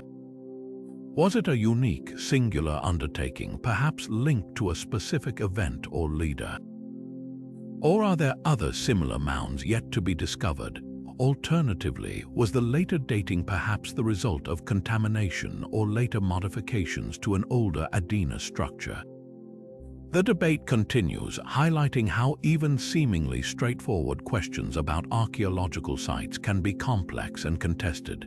The purpose and symbolism of the Serpent Mound are even more deeply debated than its builders. Why a serpent? In many ancient cultures, serpents held complex and often powerful symbolism associated with earth, water, fertility, creation, death, and the cycles of renewal. Given its form and placement on a high bluff overlooking a creek, some theories connect it to astronomical alignments. The head of the serpent is aligned with the sunset on the summer solstice, and the coils of its body may align with other celestial events. This suggests it could have served as a giant calendar, marking astronomical cycles important for agriculture or religious ceremonies. Other interpretations focus on its potential role in religious beliefs or cosmology. Was it a representation of a powerful deity, a mythical creature, or a symbol of the life-giving forces of the earth or water? The oval object at the mouth has been interpreted as an egg, representing birth or renewal, or perhaps even a celestial body like the sun or moon. The sheer scale and the effort involved in its construction point to a profound cultural or spiritual significance, whatever the specific meaning. Despite its prominence, the Serpent Mound has seen relatively limited subsurface archaeological investigation around and beneath it due to its protected status and the desire to preserve its integrity. Traditional excavation involving digging and potentially disturbing the original structure is generally avoided. This is understandable given its national significance, but it means that potential clues hidden beneath the surface have remained largely unexplored. However, advances in non-invasive archaeological techniques offer a promising way forward. Techniques like ground-penetrating radar (GPR), magnetometry, and electrical resistivity can allow archaeologists to see beneath the ground without disturbing it. GPR sends radar pulses into the earth and records the reflections, revealing subtle changes in soil and features like buried pits, walls, or even former ground surfaces. Magnetometry detects variations in the Earth's magnetic field caused by human activity, such as hearths or post holes. Electrical resistivity measures the resistance of the soil to electrical current, which can vary depending on whether the soil has been disturbed or contains buried features. Applying these non-invasive methods around and beneath the Serpent Mound could reveal crucial information that traditional excavation might miss or is not feasible to obtain. Imagine using GPR to scan the area directly beneath the mound. Could it reveal evidence of earlier structures that the mound was built upon, potentially shedding light on its origins and the culture that first conceived of the site? Could it detect buried pits containing offerings, tools, or other artifacts deliberately placed during the mound's construction or use? Could it identify previously unknown burials associated with the mound, providing insights into the people who built it and their funerary practices? Exploring the areas immediately surrounding the mound with these techniques could also reveal evidence of ceremonial spaces, feasting pits, or temporary structures used during its construction or during rituals performed at the site. The potential to find associated features that provide context for the mound itself, without ever having to move a single stone or scoop of earth from the serpent effigy itself, is immense. The challenges include interpreting the data from these techniques, which requires specialized expertise, and the possibility that centuries of natural processes have obscured some subsurface features. However, the promise of unlocking the Serpent Mound's secrets while preserving its form makes these non-invasive methods the key to future exploration. The Serpent Mound stands as a powerful, visible symbol of an ancient mystery, but its deepest secrets likely lie hidden just beneath the surface, waiting for technology to reveal the full story of its creation and its meaning to the people who painstakingly shaped the Earth into this magnificent serpent. Leaving the confirmed ancient earthworks of North America, we venture now into southeastern Europe, specifically to Bosnia and Herzegovina, a region that has recently become the center of a fierce debate within archaeology and geology. Here, near the town of Visoko, a controversial claim has been made that several unusually shaped hills are not natural formations but ancient man-made pyramids built thousands of years ago. This is the heart of what has been dubbed the Bosnian Pyramids phenomenon. The central and largest of these hills is known as Visočica, rebranded by proponents as the Pyramid of the Sun.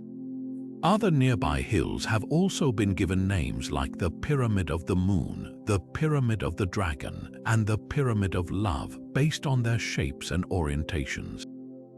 This idea, popularized by Bosnian author and researcher Semir Osmanagic, suggests these structures were built by an unknown, advanced civilization and are potentially thousands of years older than the Egyptian pyramids.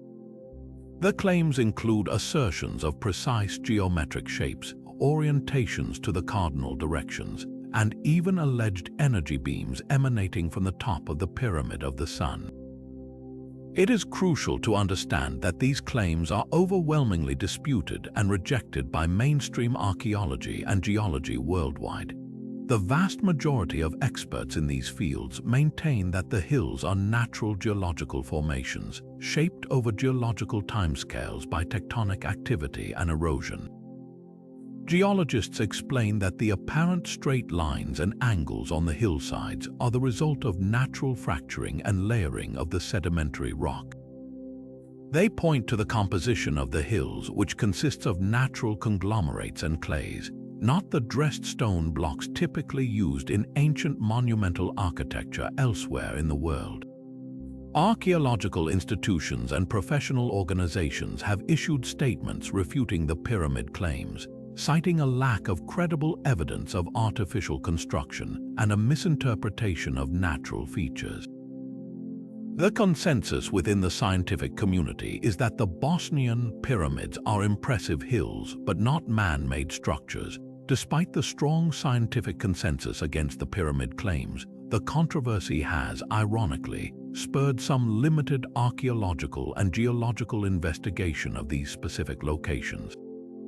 While mainstream researchers are primarily focused on studying the natural processes that created these hills, the attention drawn to the area has led to some groundwork that, regardless of whether it supports the pyramid claims or not, could still potentially uncover valuable historical or geological information.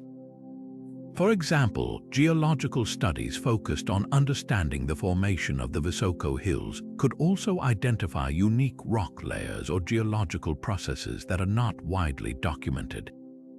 Similarly, archaeological surveys conducted in the vicinity of the hills, even if intended to refute artificial construction, might inadvertently uncover evidence of actual, albeit less dramatic, ancient human activity in the area that is not related to pyramid building.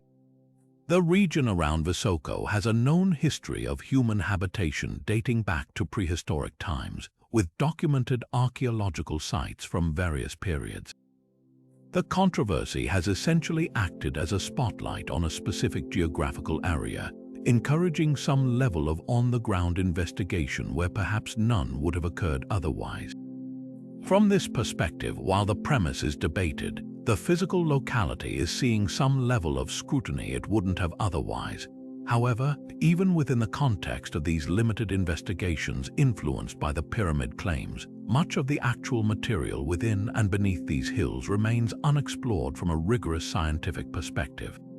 Proponents of the pyramid theory have conducted excavations, but these are often criticized by mainstream archaeologists for lacking proper methodology, documentation, and peer review. Mainstream geological and archaeological research in the specific areas claimed as pyramids has been limited, partly due to the controversial nature of the claims, which makes securing funding and institutional support challenging, and partly because resources are directed towards sites with clear evidence of human activity. Therefore, while there has been activity on the surface and some digging, the deeper geological structure and any potential archaeological layers beneath the modern surface and fill remain largely unstudied using the systematic and rigorous methods of professional science. What is truly needed to definitively settle the geological questions and fully explore the potential historical aspects of these sites is extensive, independent, and methodologically sound scientific analysis. This would involve detailed geological mapping, core drilling to examine the internal structure and composition of the hills, and rigorous dating techniques applied to any material found. From an archaeological perspective, it would require systematic surveys of the areas around the hills, targeted excavations based on scientific methodology rather than speculative claims, and the careful analysis and dating of any artifacts or features uncovered. Techniques like ground-penetrating radar could be used to search for anomalies beneath the surface without destructive excavation. The focus of such research would be on understanding the natural formation of the hills and identifying any genuine evidence of past human use of the landscape, no matter how modest, that adheres to scientific standards. Whether these investigations ultimately find evidence supporting natural formation, or perhaps uncover unforeseen geological or archaeological features, a comprehensive scientific approach is the only way to move beyond speculation and truly explore what lies beneath the surface of these controversial hills. The Bosnian pyramids remain largely unexplored in a scientifically rigorous sense, and further objective investigation is key to understanding this unique landscape. From continental controversies, we return to the quiet depths of the sea, this time to the Ionian Sea off the coast of southern Laconia in Greece. Here lies a truly remarkable historical site, one that has fundamentally changed our understanding of early urban planning and maritime history in the Aegean, the underwater city of Pavlopetri. Discovered in 1967 by Nicholas Fleming and accurately mapped in 1968, Pavlopetri is not just an ancient ruin. It is the oldest known submerged archaeological city in the world, dating back to the Bronze Age over 5,000 years ago.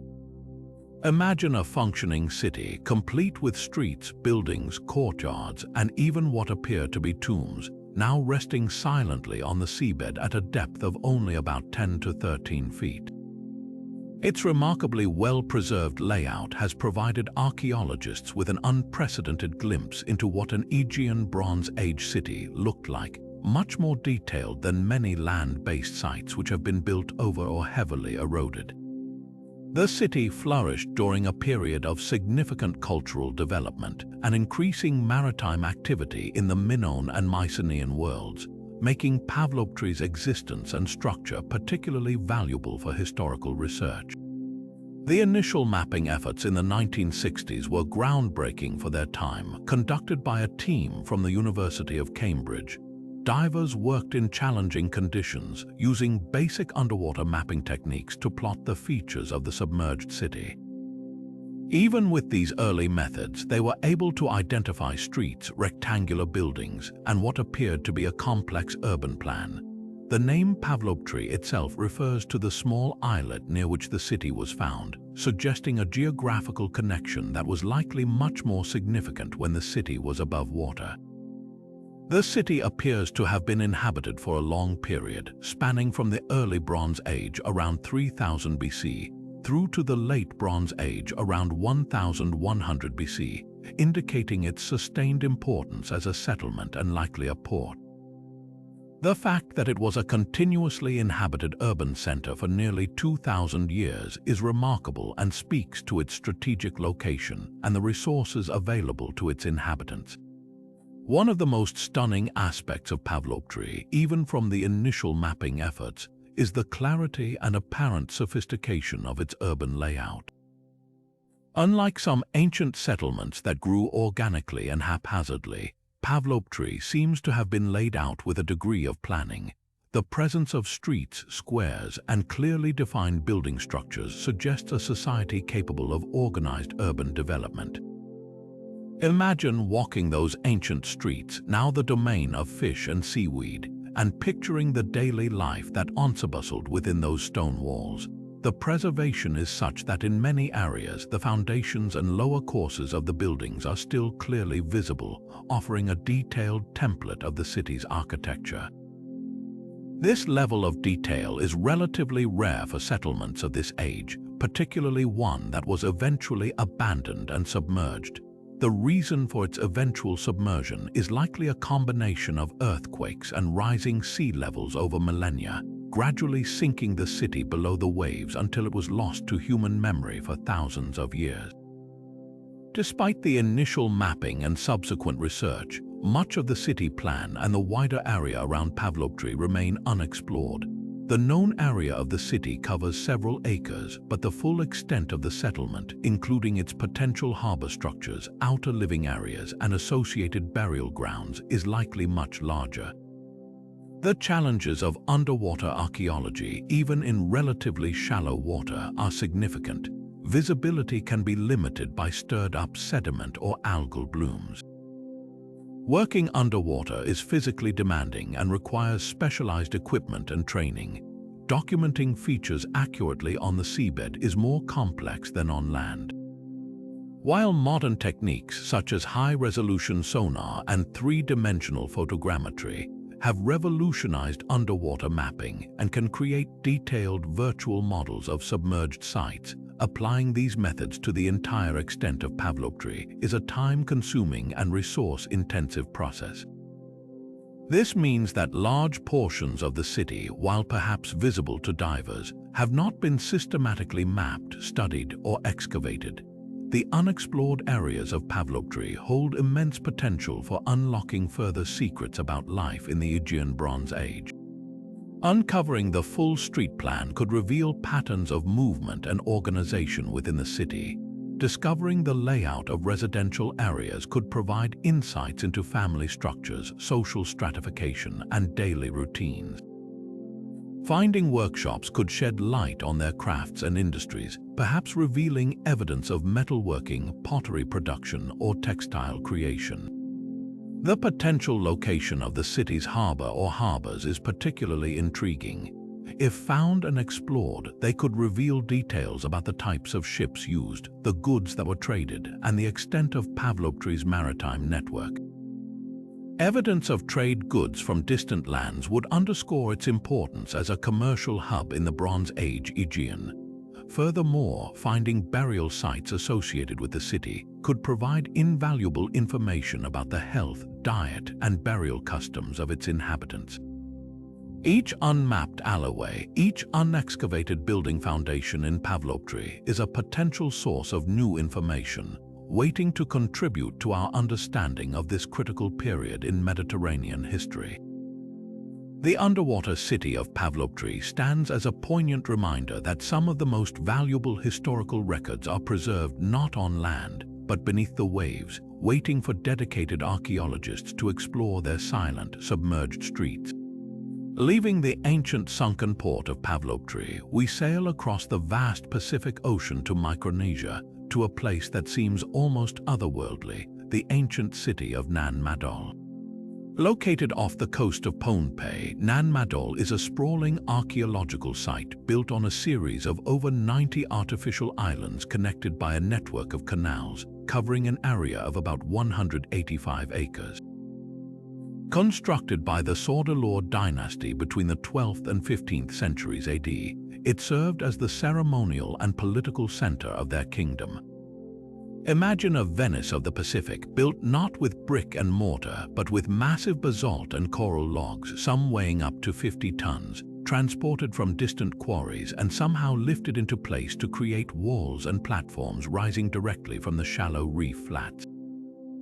The scale of the construction, the engineering required to create these artificial islands, and the complexity of the canal system are truly remarkable and speak to a highly organized and powerful society. The surface structures, including towering walls up to 50 feet high and intricate tombs, are incredibly impressive and have been the subject of archaeological study for years, but they represent only part of the story. A significant portion of Nan Madol, perhaps as much as a third of the entire site, is submerged beneath the shallow waters surrounding the dry stone islands. This includes areas that were once dry land, potentially containing houses, workshops, and other features of daily life, as well as integral parts of the city's infrastructure like underwater walls, breakwaters, and potentially hidden channels or docks. As sea levels have risen over the centuries, these areas have been gradually inundated, preserving them in a different way than the exposed islands, but also making them much more challenging to study. The sheer extent of this submerged portion means that much of Nan Madol's full layout and function from a logistical and daily life perspective remains largely unexplored.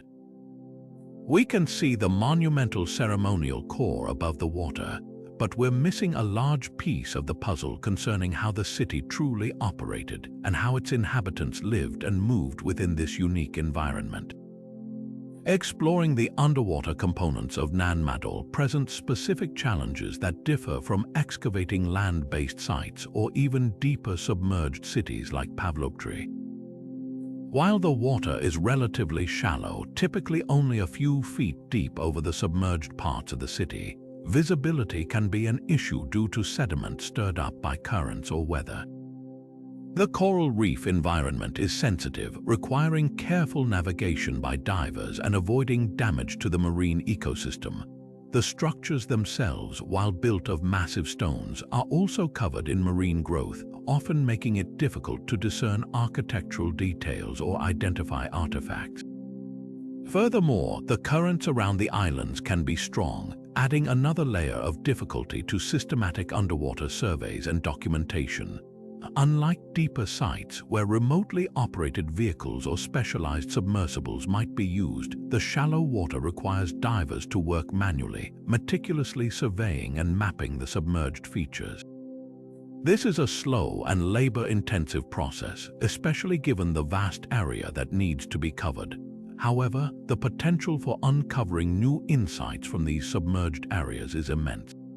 Exploring the underwater sections could reveal the true extent of Nan Madol's artificial islands and canal system, perhaps identifying previously unknown channels that were crucial for transportation within the city.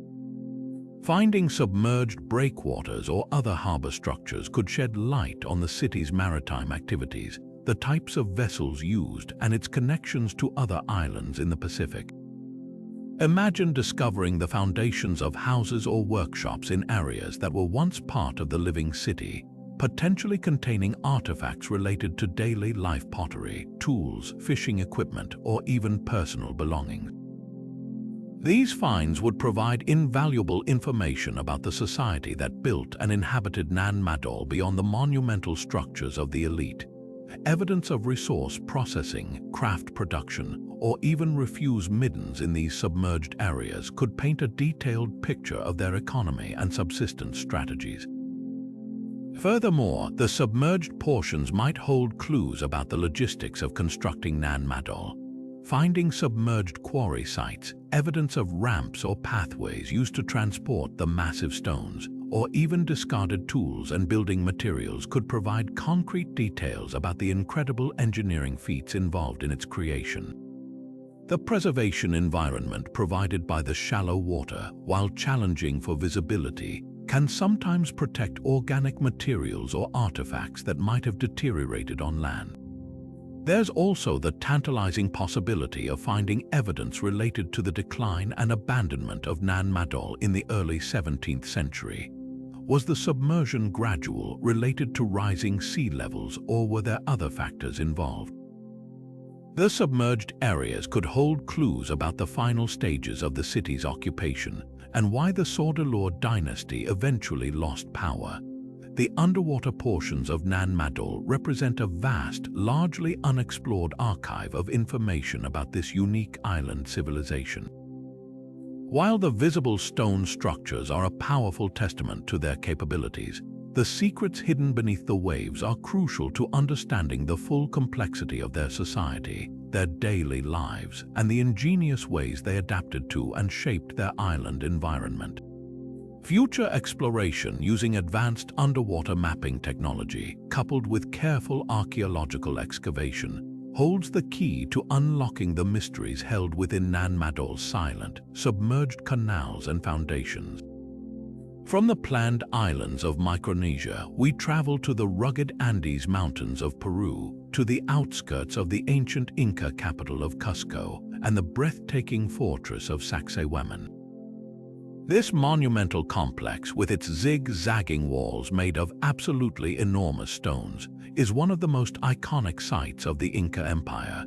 Built using a technique of dry stone masonry where massive blocks are cut and fitted together with incredible precision without the use of mortar, the visible walls of Saqsaywaman are a testament to the incredible engineering skills of the Inca.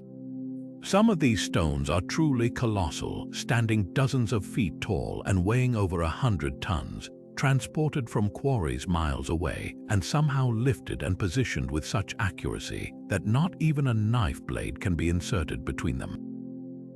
How they achieved this level of precision with the tools available to them remains a subject of awe and speculation. Was it simply immense manpower and ingenious use of levers and ropes, or did they possess techniques we don't yet fully understand?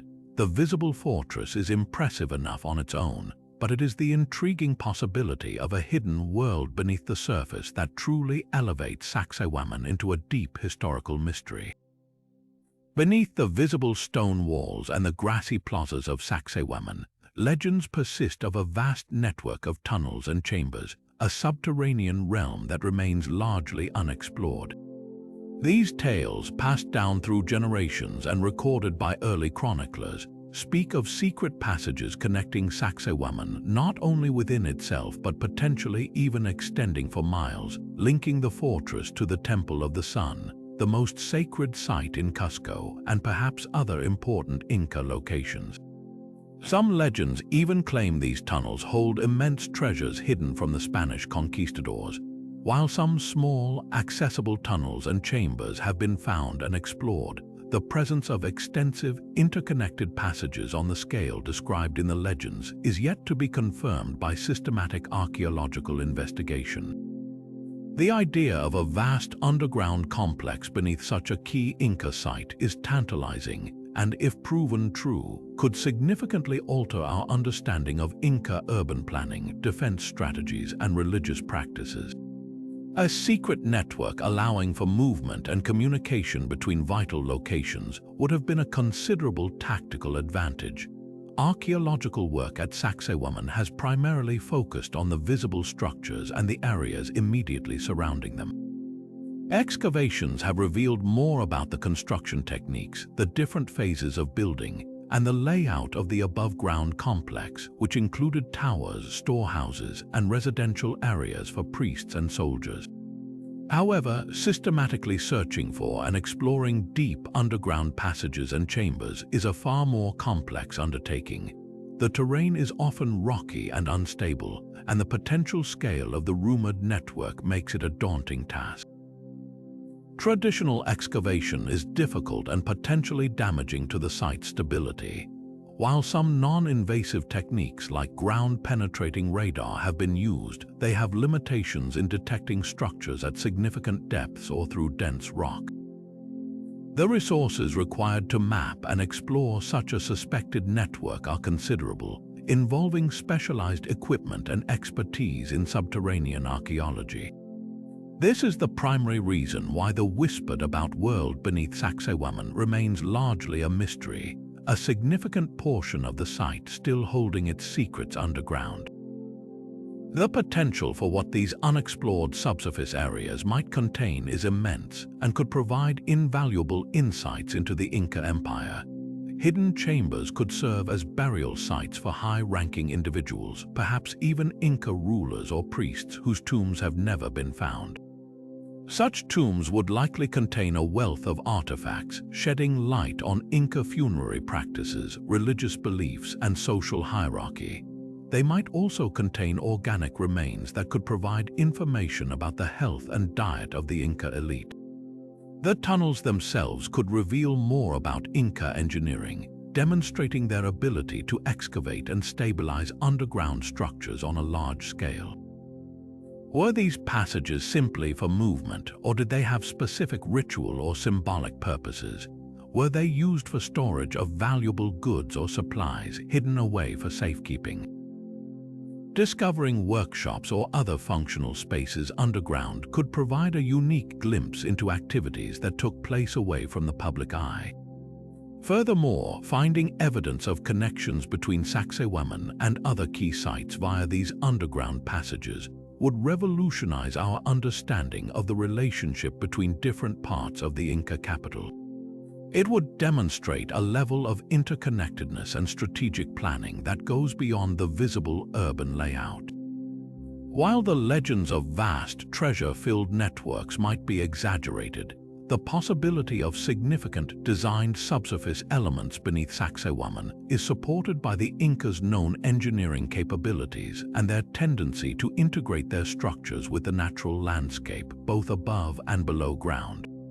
The unexplored subsurface of Saqsaywaman represents a hidden dimension of this iconic Inca site, a silent counterpart to the massive stones above, holding the potential to reveal new truths about one of history's most fascinating empires. Its secrets lie buried, waiting for future exploration to confirm the legends and add another layer to the already impressive story of the Inca at Cusco. Leaving the massive stone structures of the Andes, our journey takes us deep into the impenetrable rainforests of Central America, specifically to the La Mosquitia region of eastern Honduras. For centuries, legends have circulated among indigenous peoples and explorers of a lost city deep within this remote and challenging environment, a place of immense wealth and power often referred to as the Lost City of the Monkey God, or Ciudad Blanca, the White City. These tales were largely dismissed as myth, the stuff of folklore, until relatively recently. In 2012 and 2000, LiDAR technology, essentially using lasers, scanned from an aircraft to see through the dense forest canopy and map the ground below, revealed compelling evidence of extensive man-made structures hidden beneath the trees. This wasn't just a small settlement. It appeared to be a complex of plazas, mounds, and even what looked like a pyramid spread across a significant area, suggesting a once thriving urban center that had been lost to time and the encroaching jungle. The initial LiDAR surveys were followed by on-the-ground expeditions into this incredibly difficult terrain, leading to the confirmation of the sites and the initial archaeological surveys. The rediscovery of this legendary city sparked immense excitement worldwide. It felt like stepping into the pages of an adventure novel, finding a truly lost civilization. However, while the city has been rediscovered, in the sense that its location is now known and initial confirmation surveys have taken place, the actual archaeological exploration of the site is still in its very, very early stages. Think of it as just having found the library but having only opened a single book. The dense jungle environment that helped hide Ciudad Blanca for centuries also makes it incredibly challenging to explore. The vegetation is thick and difficult to penetrate, requiring extensive clearing just to survey the surface. The climate is hot and humid, creating harsh working conditions. The area is also home to venomous snakes, dangerous insects, and other wildlife, posing significant safety risks to field crews. Logistics are a nightmare. Getting personnel, equipment, and supplies to this remote location is expensive and requires significant planning, often involving helicopters to reach the deepest parts of the survey area.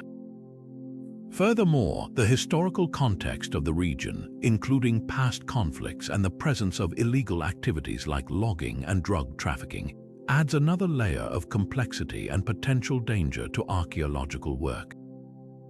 These combined challenges mean that exploration is slow, painstaking, and requires substantial resources and commitment. As a result of these challenges, the vast majority of Ciudad Blanca remains unexplored, particularly beneath the surface layers where the most significant archaeological information lies. The initial on-the-ground expeditions primarily focused on confirming the LiDAR findings and conducting preliminary surveys of the visible or easily accessible features. These surveys documented plazas, the bases of some mounds, and recovered surface artifacts including stone carvings, some of which depict zoomorphic figures, potentially linking the city to the Monkey God legends. There are reports and tantalizing hints from subsequent surveys and limited test pits that suggest the city is much larger and more complex than initially estimated, with many more mounds, structures, and residential areas potentially buried under years of accumulated earth, leaves, and plant growth. The LiDAR data hinted at this scale, but only systematic ground-based archaeology can truly delineate the extent and layout of the city. The potential for uncovering new insights from the unexplored parts of Ciudad Blanca, especially the subsurface areas, is enormous. Think about what lies beneath those mounds and plazas. Excavating these features could reveal the full architecture of the city, showing the layout of temples, palaces, residential buildings, and public spaces. Finding intact houses could provide intimate details about the daily lives of the inhabitants, their tools, their pottery, their diet, their social organization. Burial sites, if found within the city, could offer insights into their health, funerary practices, and social hierarchy, and potentially even yield ancient DNA that could reveal their genetic origins and relationships to other cultures in the region. The undisturbed subsurface layers are also likely to contain large quantities of artifacts, pottery, stone tools, obsidian blades, and perhaps even precious objects that could tell us about their economy, their craft production, and their trade networks with neighboring groups. Furthermore, the untouched parts of the city could hold clues about why it was eventually abandoned. The decline of cities in Mesoamerica and Central America is often linked to environmental changes, warfare, or societal collapse. Finding evidence of defensive structures, signs of conflict, or changes in resource use within the unexplored areas could provide crucial information about the factors that led to Ciudad Blanca's eventual decline and disappearance from historical memory. The story of Ciudad Blanca is not just about finding a lost city. It's about understanding who these people were, how they lived in and shaped their environment, and why their civilization ultimately faded away. The unexplored subsurface of this legendary city represents a historical time capsule, waiting patiently beneath the dense jungle canopy for careful archaeological work to reveal its long-held secrets, promising to rewrite a chapter of Central American history that was previously thought to exist only in legend. Leaving the dense jungles and hidden cities of Central America, our journey takes a subterranean turn, plunging into the unique and mystical underwater landscape of Mexico's Yucatan Peninsula. This region is honeycombed with cenotes, natural sinkholes formed when the limestone bedrock collapses, exposing the groundwater below, which are often entrances to vast, interconnected networks of underwater caves and tunnels. These vast subterranean systems, some stretching for hundreds of miles, are not just geological wonders. They are also incredible archaeological sites, holding within their dark, cool waters and submerged passages a wealth of artifacts, human remains, and even evidence of prehistoric life, particularly from the time of the ancient Maya civilization.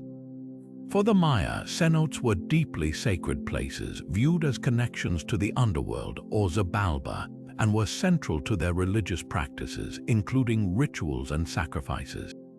While expert cave divers have explored some of these systems, pushing the limits of human endurance to map and document these submerged worlds, the sheer scale and complexity of the Yucatan's underwater caves mean that the vast majority of this incredible archaeological archive remains completely inaccessible and unexplored, holding secrets that could redefine our understanding of the Maya. The deeper history of the region, the significance of these underwater sites for understanding the Maya is immense. Unlike many land-based archaeological sites, which have been disturbed by centuries of human activity, erosion, or looting, the artifacts and remains within the cenotes and caves have often been remarkably well preserved in the stable, oxygen-poor environment of the water. This has allowed for the recovery of delicate organic materials, textiles, and even skeletal remains in conditions that would be impossible on land.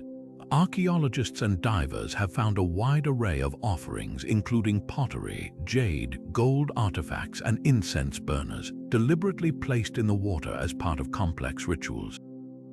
These finds provide direct evidence of Maya religious beliefs and the types of ceremonies they performed in these sacred spaces. The presence of human remains, sometimes showing signs of sacrificial violence, directly connects these cenotes to known Maya practices of offering lives to the gods, particularly the rain god Chok, who was believed to reside in the underworld accessed through the water. The types of individuals sacrificed, their state of health, and the details of their death, as revealed through forensic analysis of the bones, offer a grim but invaluable window into Maya society and their understanding of divine appeasement. Beyond the Maya period, some of these underwater caves contain even older secrets. Evidence of megafauna, such as saber-toothed cats and giant sloths, has been found, sometimes alongside very early human remains and artifacts dating back to the end of the last ice age, over 10,000 years ago when the caves were dry. As sea levels rose, these caves were flooded, preserving the ancient remains and providing a unique glimpse into the lives of the very first humans to inhabit the Yucatan long before the Maya. These discoveries have been crucial for understanding the early peopling of the Americas and the fascinating period when humans coexisted with now extinct megafauna. However, exploring these underwater caves is fraught with extreme difficulty and danger, far surpassing the challenges of land-based archaeology. Cave diving requires highly specialized training, equipment, and expertise. Divers must navigate in total darkness, often through narrow passages filled with silt that can reduce visibility to zero with a single wrong movement. The systems are incredibly complex, with mazes of tunnels, varying depths, and potential for collapses or getting lost. The further you go, the more complex the navigation becomes, requiring intricate line laying and precise mapping. The risk of equipment failure at depth far from the surface is ever present. Recovering artifacts requires delicate work in a challenging environment, ensuring that the historical context of the find is preserved and that the artifact itself is not damaged. Furthermore, the sheer scale of the systems is overwhelming. Imagine mapping hundreds of miles of submerged passage when each foot must be methodically surveyed and documented. These factors combine to make the majority of this subterranean watery world completely out of reach for all but the most elite, highly trained cave diving teams. And even for them, exploring and documenting such vast systems is a process that takes decades, if not centuries. Because of these challenges, major portions of the Yucatan's underwater cave systems remain completely unexplored. These unexplored areas hold the potential for unprecedented discoveries. Imagine finding undisturbed sacrificial sites with a wealth of offerings that reveal previously unknown aspects of Maya ritual. Imagine discovering entire sections of the caves that were used as burial grounds, providing a vast sample of Maya populations for study. Imagine finding perfectly preserved artifacts or fragile organic materials that have not survived anywhere else. Imagine uncovering more evidence of early human presence, perhaps even complete skeletons or well-preserved campsites from the Ice Age period. Each unmapped passage, each untouched chamber within these vast subterranean networks is a potential historical time capsule, holding information that could fill significant gaps in our understanding of the ancient Maya, the earliest inhabitants of the Americas, and the paleo-environment of the Yucatan. The underwater caves of the Yucatan Peninsula are more than just diving spots. They are silent, submerged libraries of history, their vast majority still waiting to be read by those with the skill, courage, and technology to venture into their dark, mysterious depths. From the submerged passages of the Yucatan, our journey takes a dramatic ascent to the surface, but still within a landscape that hides more than it reveals: the incredible temple complex of Angkor in Cambodia.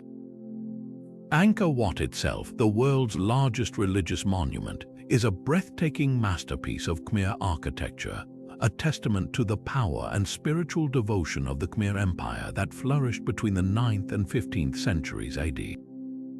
With its iconic towers, intricate bas-reliefs depicting Hindu and Buddhist mythology, and vast moats and causeways, Angkor Wat has been studied and admired for centuries.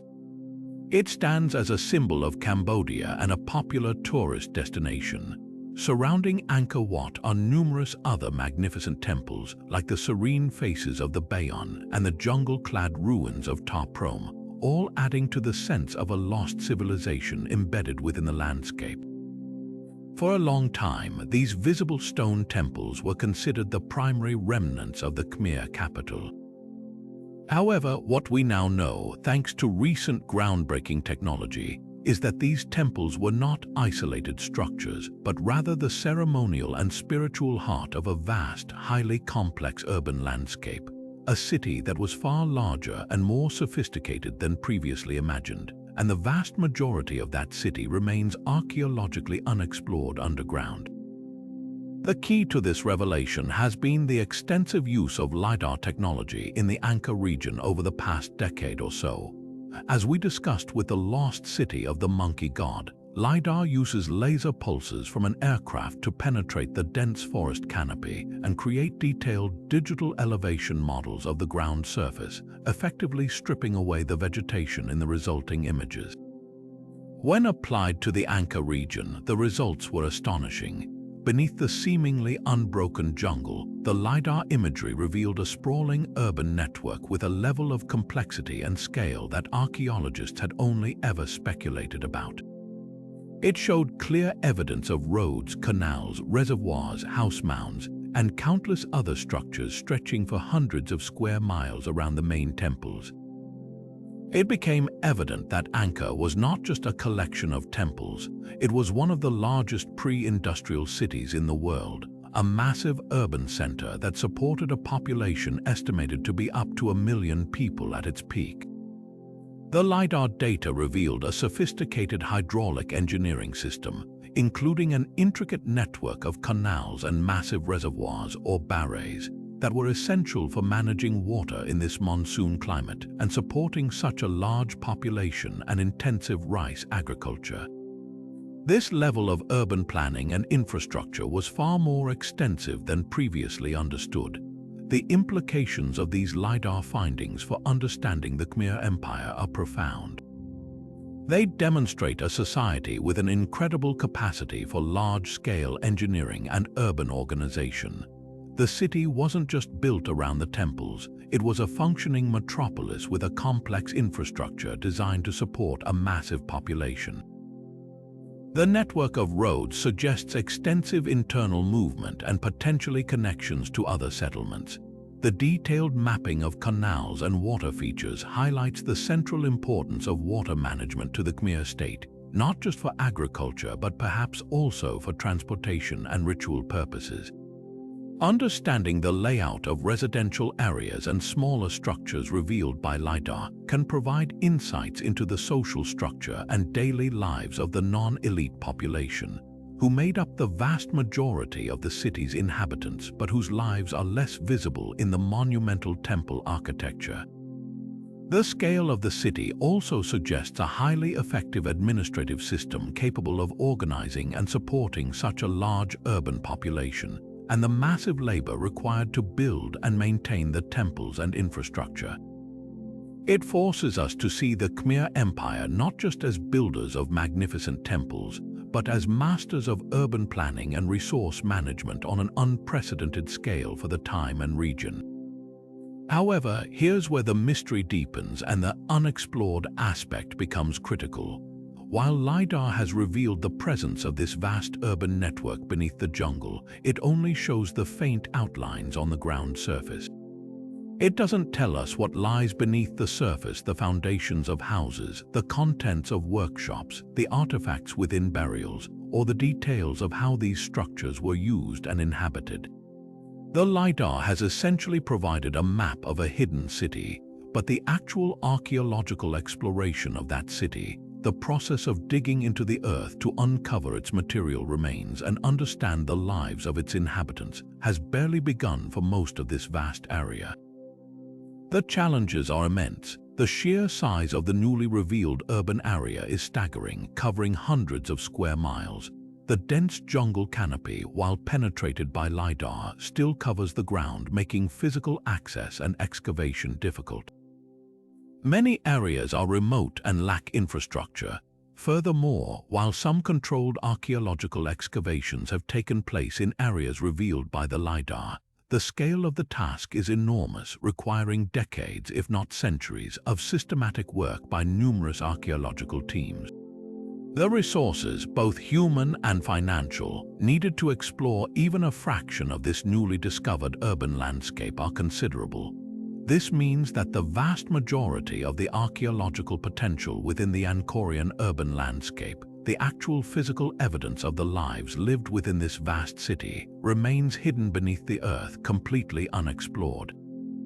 Think about the countless house mounds revealed by LiDAR. Each one of those is a potential treasure trove of information about Khmer family life, diet, tools, and possessions. The areas around the temples, now known to have been densely populated, could contain evidence of markets, craft production centers, and residential areas directly connected to the temple complexes. The networks of canals and reservoirs likely contain submerged artifacts related to transportation, trade, and daily water use. Potential burial grounds, if found within the urban area, could provide unprecedented insights into demographics, health, and funerary practices of the non-elite population. Each piece of pottery, each discarded tool, each structural remnant lying beneath the surface has the potential to add a detail to the picture of this complex society that built the magnificent temples we see today. The story of Angkor is no longer just the story of its temples. It's the story of the vast city that supported them, a city that has been hidden for centuries and is now slowly beginning to reveal its secrets through technology and the promise of future archaeological exploration. The unexplored subsurface of the Angkorian landscape is one of the most significant frontiers in urban archaeology globally, holding the key to understanding the full power and complexity of the Khmer Empire. From the vast, re-emerging city of Angkor, we journey across the Pacific once more to one of the most isolated inhabited places on Earth, Rapa Nui, better known as Easter Island. This remote volcanic island, famous for its enigmatic monumental statues, the moai, has captivated the world's imagination for centuries. For a long time, popular images of Easter Island focused on the massive, stoic heads of the moai, often seen overlooking the ocean or scattered across the landscape. These iconic stone figures, carved from volcanic tuff, are a powerful testament to the ingenuity and cultural complexity of the Rapa Nui people who created them between the 10th and 16th centuries. However, recent archaeological research, particularly focusing on excavations around the moai, has revealed a remarkable truth that fundamentally changes our understanding of these statues and the people who made them. Many of the seemingly standalone moai heads actually have complete bodies buried beneath the surface, some with intricate carvings that have been protected by the earth. Centuries, this was hinted at in earlier research, but extensive systematic excavation around many statues has confirmed that the iconic heads are in fact attached to torsos, arms, and sometimes even hands buried deep within the soil. This discovery is significant because it shows that the statues were not just heads placed on the landscape. They were fully formed figures, intentionally set upright and then, for reasons still being explored, gradually or deliberately buried over time, possibly through a combination of soil erosion and deliberate covering as part of rituals or during periods of societal upheaval.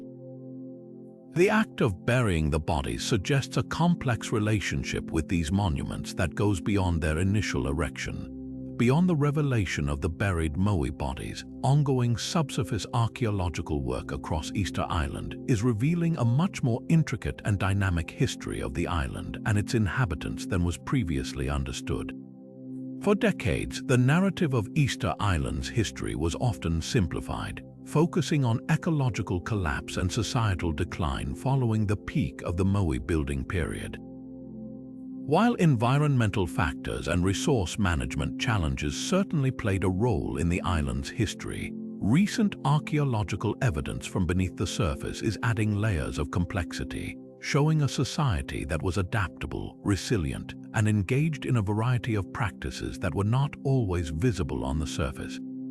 This subsurface exploration is uncovering the remnants of settlements, agricultural systems, workshops, and ceremonial areas that are rewriting our understanding of Rapa Nui life before and after the arrival of Europeans.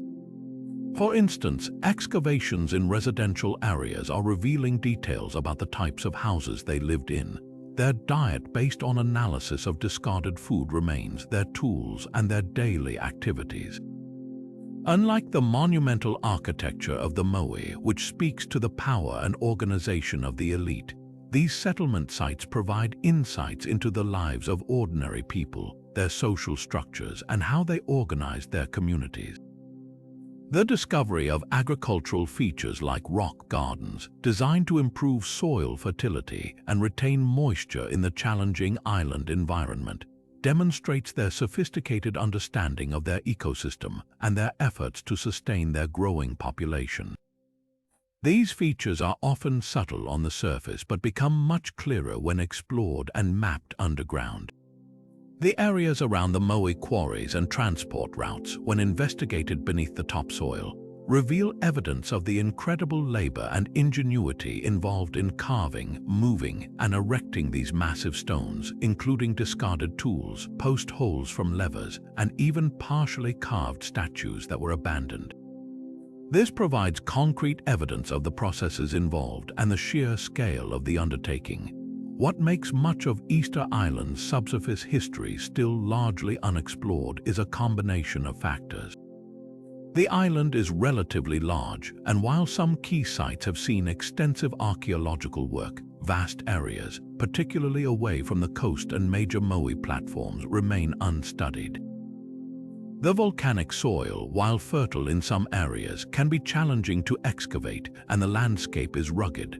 Furthermore, the history of archaeological research on the island has been somewhat uneven, with periods of intensive work followed by gaps. Securing funding and resources for extensive, long-term subsurface exploration across the entire island is also a challenge.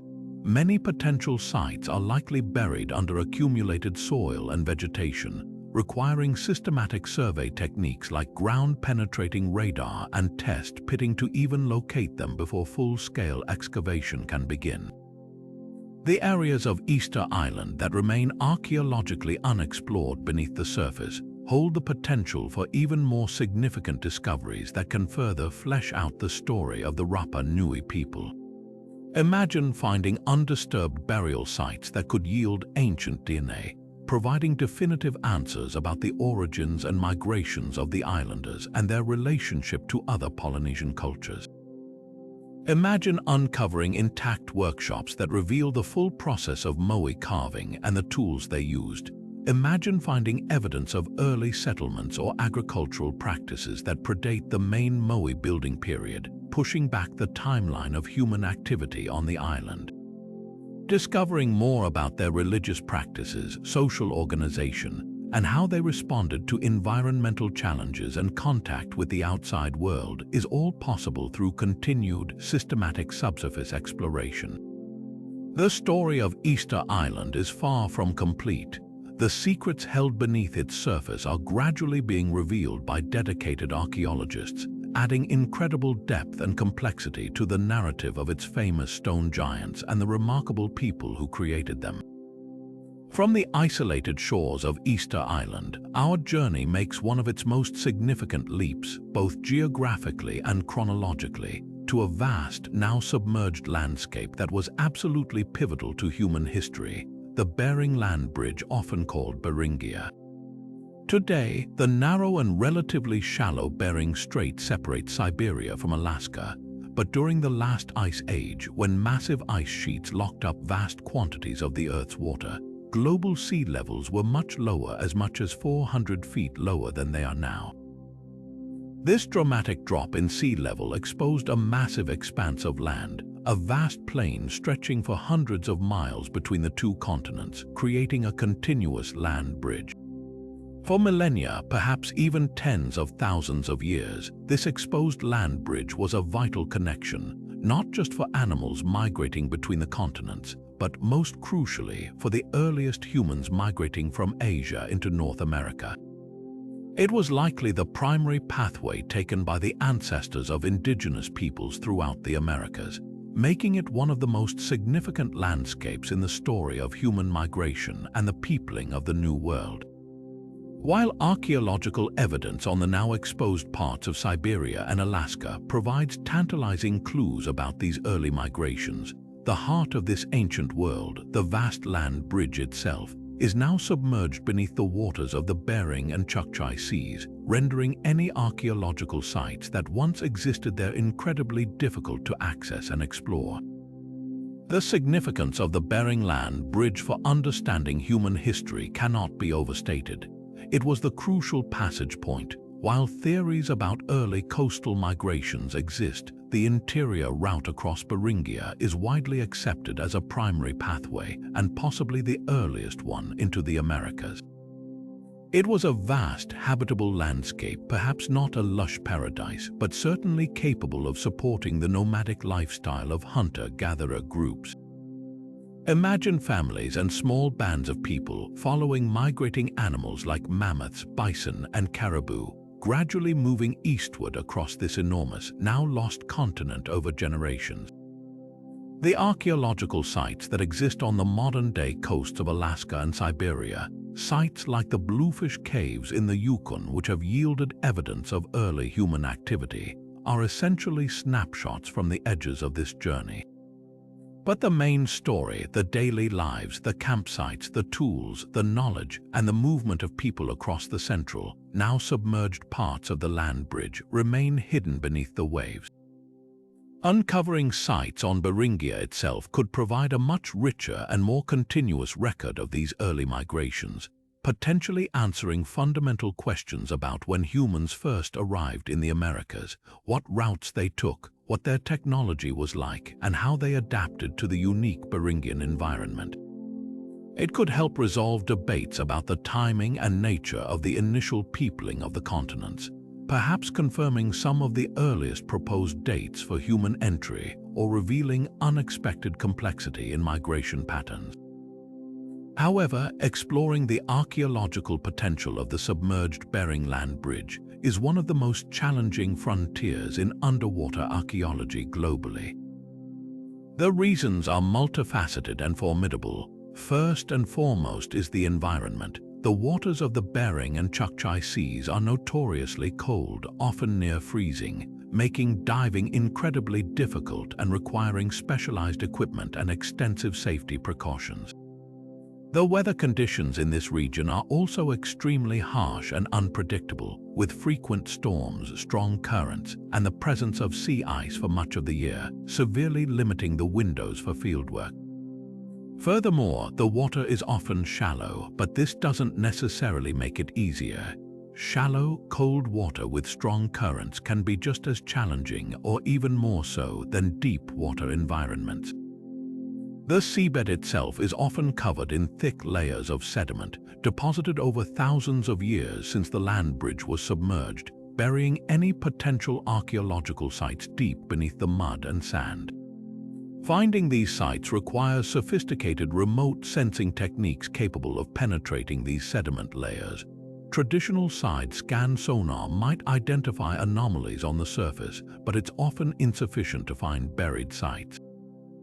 Sub-bottom profilers, which use acoustic pulses to image layers beneath the seabed, are more promising, but interpreting the data requires specialized expertise.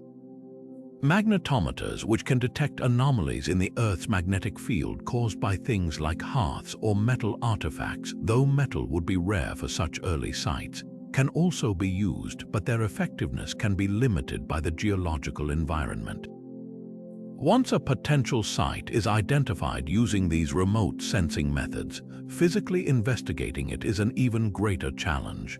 Traditional archaeological excavation techniques are incredibly difficult to adapt to a submerged, muddy, cold, and potentially ice-covered environment. Divers must work with limited visibility, often in confined spaces, carefully excavating sediment without disturbing delicate artifacts or stratigraphy. The logistics of bringing up sediment for screening and analysis are complex. Furthermore, the vastness of the area that needs to be searched is immense. Beringia was a huge landmass, meaning that systematically surveying even a fraction of the submerged landscape for potential archaeological sites is a monumental undertaking that would require decades of dedicated effort and significant financial resources. The sheer scale of the task, coupled with the extreme environmental challenges and the cost of operating in such a remote location, means that the vast majority of the submerged Bering Land Bridge remains completely unexplored from an archaeological perspective. Despite these immense difficulties, the potential rewards are extraordinary. Imagine discovering an intact campsite used by early migrants as they paused on their journey eastward, complete with well-preserved stone tools, evidence of their diet from animal bones, and perhaps even traces of ancient hearths. Such a find could provide a direct window into the daily lives and technology of these pioneering populations, filling a critical gap in our understanding of the earliest chapters of the human story in North America. Imagine finding evidence of more permanent settlements or repeated use of specific locations, suggesting a longer period of habitation on Beringia than currently understood. Finding human remains, if preserved in the unique conditions of the submerged environment, could provide invaluable genetic information, shedding light on the relationships between early American populations and those in Asia. The potential insights into early human adaptation to the Beringian environment, how they hunted, what they ate, how they coped with the climate, are also immense. The submerged Bering Land Bridge is not just a geological feature, it is a lost continent of human history, holding the potential to fundamentally rewrite the narrative of how and when humans came to the Americas, a silent, cold, and deeply challenging frontier of archaeological exploration that promises revelations of global significance. We have been on a truly remarkable journey, traversing oceans, continents, and even delving beneath the earth and sea, exploring 26 of the most enigmatic historical locations on our planet that continue to elude full understanding and systematic exploration. From the potentially man-made structures beneath the waves off Japan and the Bahamas, to the vast hidden city beneath the Cambodian jungle canopy, the colossal stone foundations of Baalbek, and the puzzling stone spheres of Costa Rica, each location offers a tantalizing glimpse into worlds that are complex, ingenious, and still shrouded in mystery. We've explored the sophisticated urban planning of Mohenjo-Daro, whose writing remains undeciphered, and the astronomical precision of the Gosek Circle. We've marveled at the sheer scale of the unexplored tomb of China's first emperor, guarded by his terracotta army, and the baffling expertise behind the Longyu caves carved from solid rock. We've descended into the treacherous, potentially life-harboring ice caves of Antarctic volcanoes and contemplated the secrets of the ancient UXO-laden plain of Jars in Laos. We've flown over the vast, enigmatic Nazca lines with their hidden subsurface rituals and pondered the colossal, naturally formed but visually stunning Richat structure. We've examined the enduring legends of a lost city in the Honduran jungle, only now beginning to reveal itself to LiDAR technology. We've considered the possibility of hidden chambers within a magnificent Indian temple and the rumored network of tunnels beneath an Inca fortress. We've even contemplated the immense submerged landscape of the Bering Land Bridge, a lost continent of human migration. Each site, in its own unique way, serves as a powerful reminder of how much we still have to learn about our shared history and the incredible capabilities, beliefs, and mysteries of ancient civilizations that flourished long before our time. These places are far more than just historical footnotes to be read about in textbooks. They are active, ongoing puzzles waiting for future generations of explorers, archaeologists, geologists, and scientists from various disciplines to solve. They challenge our existing narratives, push the boundaries of our understanding of ancient technology and societal organization, and spark our imagination about the incredible diversity and complexity of the human past. The tools and techniques available to us are constantly evolving. Think of how LiDAR is revealing hidden cities, or how advanced remote sensing is helping us locate potential sites in challenging environments. As technology advances and as dedicated researchers continue to push the boundaries of exploration, it is likely that many of the secrets held within these mysterious locations will slowly begin to be revealed. But the process is often slow, painstaking, and requires significant resources and commitment, especially in the most remote and challenging environments. These unexplored sites represent the frontiers of historical knowledge, the blank spaces on our map of the past, and every new discovery, no matter how small, has the potential to rewrite chapters of history we thought were already written. Thinking about all these incredible places, each with its own unique set of questions and hidden potential, it's hard not to feel a sense of wonder and curiosity. Which of these sites do you find the most intriguing? Is it the possibility of a lost civilization beneath the waves, hinting at a different timeline for human development? Is it the sheer scale and unknown purpose of massive earthworks or rock carvings? Is it the potential for entirely new discoveries in environments as extreme as polar ice or dense tropical jungle? Is it the hope of finally reading an undeciphered ancient script or understanding the rituals behind a mysterious structure? What is the one place you would most like to see fully explored, and what secrets do you imagine it might hold? We would love to hear your thoughts and ideas about which of these 26 mysterious historical locations captures your imagination the most and why. Please share your thoughts in the comments down below. Let's continue this conversation and speculate together about the past yet to be discovered. And if you found this journey through the unexplored corners of history as fascinating as we did, please show your support by giving this video a like. It really helps us bring more of these incredible stories to you. And for more deep dives into historical mysteries, ancient civilizations, and the puzzles of the past that continue to baffle us, be sure to subscribe to our channel and hit that notification bell so you don't miss our future expeditions into the unknown. There are countless more secrets out there waiting to be uncovered, and we can't wait to share them